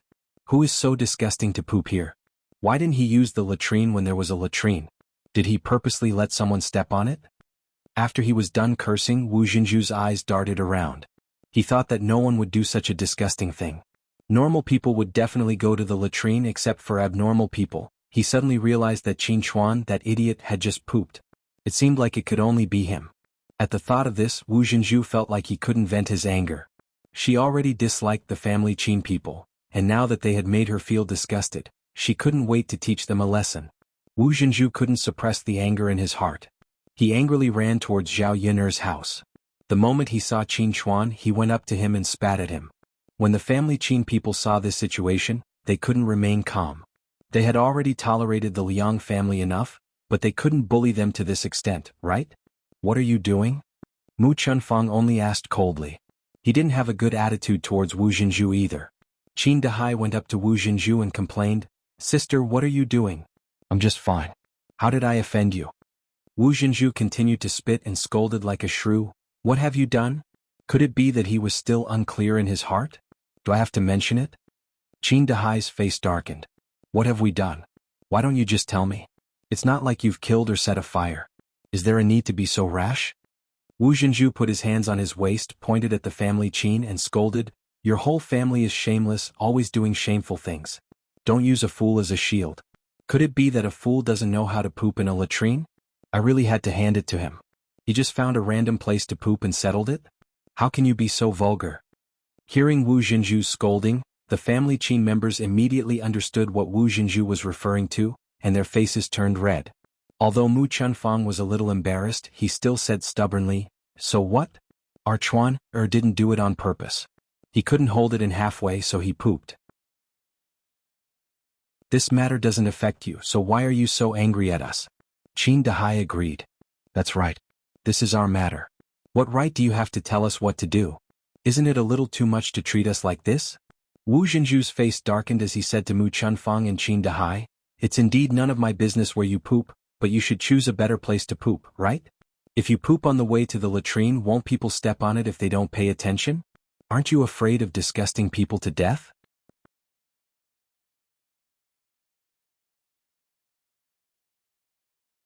Chapter 1810. The Qin couple looked down and saw that Wu Jinju's feet were indeed stained with some feces. There was still some feces on his feet that had not been wiped clean. They immediately blushed with guilt. Wu Jinju did not let them off and continued to scold, "What kind of family are you? You're not presentable, yet you still dare to come out and embarrass yourselves." Qin Dahai was embarrassed. Even so, he could not say that about their family, right? What right did Qin Chuan have to scold their entire family for what he did? Mu Chunfang was originally holding back, but when he saw that Wu Jinju's scolding was getting more and more vicious, he gritted his teeth in anger and scolded back, "Our Chuan did not do it on purpose. Who asked you to be careless? What a waste of your eyes. I think you're more like blind." Wu Jinju was so angry that his body trembled. "Who are you calling blind? Who else could I be scolding? Of course it's you." Mu Chunfang also spat on the ground. "All right, who do you think you are? How dare you scold me? See if I don't come over and teach you a lesson." Wu Jinju rolled up his sleeves and looked like he was about to fight. Mu Chunfang was also angry and retorted indignantly, "All right, come on. Whoever admits defeat first today is a beast." The commotion caused by the two families woke up Zhao Yun, who was sleeping in the room. Zhao Yun rubbed her sleepy eyes. She felt much better after sleeping for 2 hours, but her head was still groggy. Zhao Yun frowned when she heard the commotion. Every one of them was troublesome. She was afraid that they wanted to cause a ruckus in her house. "Yun, do you want to sleep for a while more?" Mu Lianfeng whispered into Zhao Yun's ear. Zhao Yun shook her head. "There's so much noise outside. How can I sleep?" Mu Lianfeng sighed slightly. He had a headache dealing with Zhao Yun's extreme relatives. Thinking of what Liang Xinhua had done to him today, Mu Lianfeng still felt very uncomfortable in his heart. He did not intend to tell Zhao Yun about this matter. He was afraid that it would make Zhao Yun unhappy. As long as he knew in his heart that he could not have any thoughts about other women, no one could replace Zhao Yun in his heart. "It's better if we don't interact with these relatives in the future," Mu Lianfeng muttered. Zhao Yun nodded. If she could walk less, she naturally didn't want to have any contact with these weirdos. Zhao Yun tidied up and walked out of the house. When she saw Wu Jinju and the family Qin people fighting, Zhao Yun raised the cup on the table and smashed it at the feet of Wu Jinju and the Qin couple. Then she warned them in a cold voice. "All of you get out of here. Don't forget that this is my house." Wu Jinju and the Qin couple were shocked. They subconsciously jumped away when the cup fell to the ground. Wu Jinju patted her chest in shock. If she hadn't jumped in time just now, the cup would have smashed directly on her body. They looked at Zhao Yun in fear. Zhao Yun's eyes were cold. Before they could speak, Zhao Yun repeated, "It's getting late. The banquet is over and the sun is setting. I think you should go back." This was a direct gesture to chase them away. Zhao Yun thought that the house would be quieter after these people left.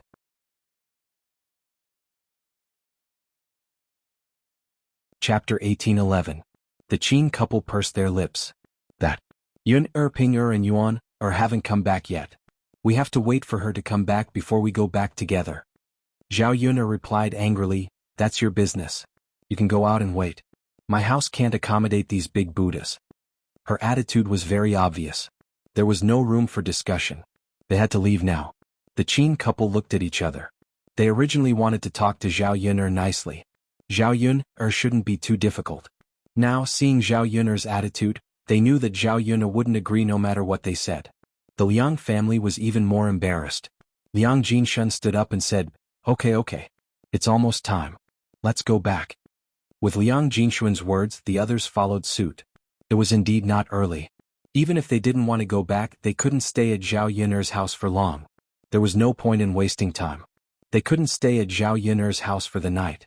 That husband about mother. Guocaixia pointed at old Madame Liang. They had discussed before and arranged for old Madame Yang to stay at Zhao Yuner's house for a period of time. Liang Jinshun glanced at old Madame Yang and then discussed with Zhao Yuner, can your grandmother stay at your house for a period of time?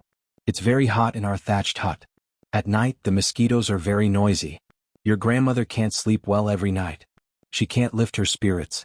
She said that she felt much better after sleeping at your house last night. So we, as her children, think that if your grandmother stays at your house for a period of time, her health may be much better. When summer is over we will take your grandmother back. She won't stay here forever.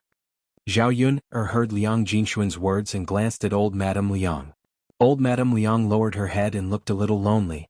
How could she not know that her uncles and aunts only felt that her grandmother was a burden? Now they wanted to abandon her family as much as possible. Zhao Yun thought for a while. If old Madame Liang was a troublemaker, she naturally wouldn't stay. But after meeting her several times, she felt that old Madame Liang was an amiable old lady. She was good to her. After thinking for a moment, Zhao Yun agreed, all right then, Grandma will stay at my house for a while. Wu Zhenju and Guocaixia both heaved a sigh of relief, as if they had just gotten rid of a burden. These people's reactions naturally fell into Zhao Yun's eyes. Zhao Yun secretly sighed. They were all unfilial people. Their parents worked hard to raise them, but when they were old they didn't know how to treat them well. Old Madame Liang looked at Zhao Yun with a touch of guilt in her eyes. After all, she might disturb Zhao Yun's family in the coming days. Zhao Yun didn't think much of it. One more person was just one more mouth to feed. There were so many people at home who could help with the trivial matters on a daily basis. Liang Jinshun smiled and said, that's good. Yunner girl, then we'll go back first. Seeing that the weirdo was about to leave, the cold light in Zhao Yun's eyes receded. Seeing that the Liang family was about to leave, the family Qin people suddenly became anxious. They wanted to delay and not leave, but when the others left, they didn't have the intention to stay.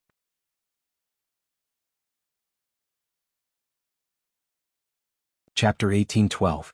The Qin couple's face revealed a trace of embarrassment. They smiled embarrassedly and said, Little Yun, just let us wait a little longer. Although the sun is setting outside, it's still very hot. Also, it's easy for our legs to hurt if we stand up. We're already so old, how can we withstand the torment? Zhao Yun replied without any trace of politeness, what does that have to do with me? The Qin couple did not expect Zhao Yun to be so direct and rude. She was even a little vulgar. Seeing that Zhao Yun's expression was not good and her words were unpleasant, Mu Chunfang silently scolded Zhao Yun a few times in his heart. In any case, we're in-laws. You can't be so ruthless. It's really bad luck to have to deal with this kind of person. Mu Chunfang could not help but mutter.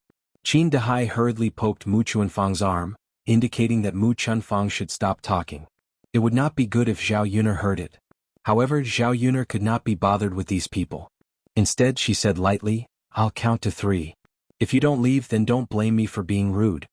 The Qin couple did not seem to care about Zhao Yun's threat. They wanted to continue staying and not leave. Zhao Yun directly called out to Little Hay outside. Little Hay, come here. Little Hay was originally lying under the shade of a tree. The weather was very hot and he was covered in fur. He felt even more uncomfortable than a human. He stuck out his tongue and kept sticking it out. When he heard Zhao Yun's call, Little Hay quivered. He immediately got up from the ground and ran into the house.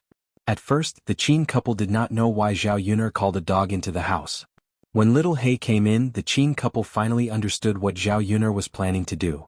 She was afraid that they would continue to stay and not leave, so she let the dog chase them away. Little Hay, I'll leave these people to you. Xiao Hay understood what Zhao Yun meant. It bared its fangs and barked at the Qin couple. It looked like it was going to pounce on them and bite them. The Qin couple was shocked, while Qin Chuan was so scared that he hid behind them and almost cried. If this continued, their family would be bitten by dogs.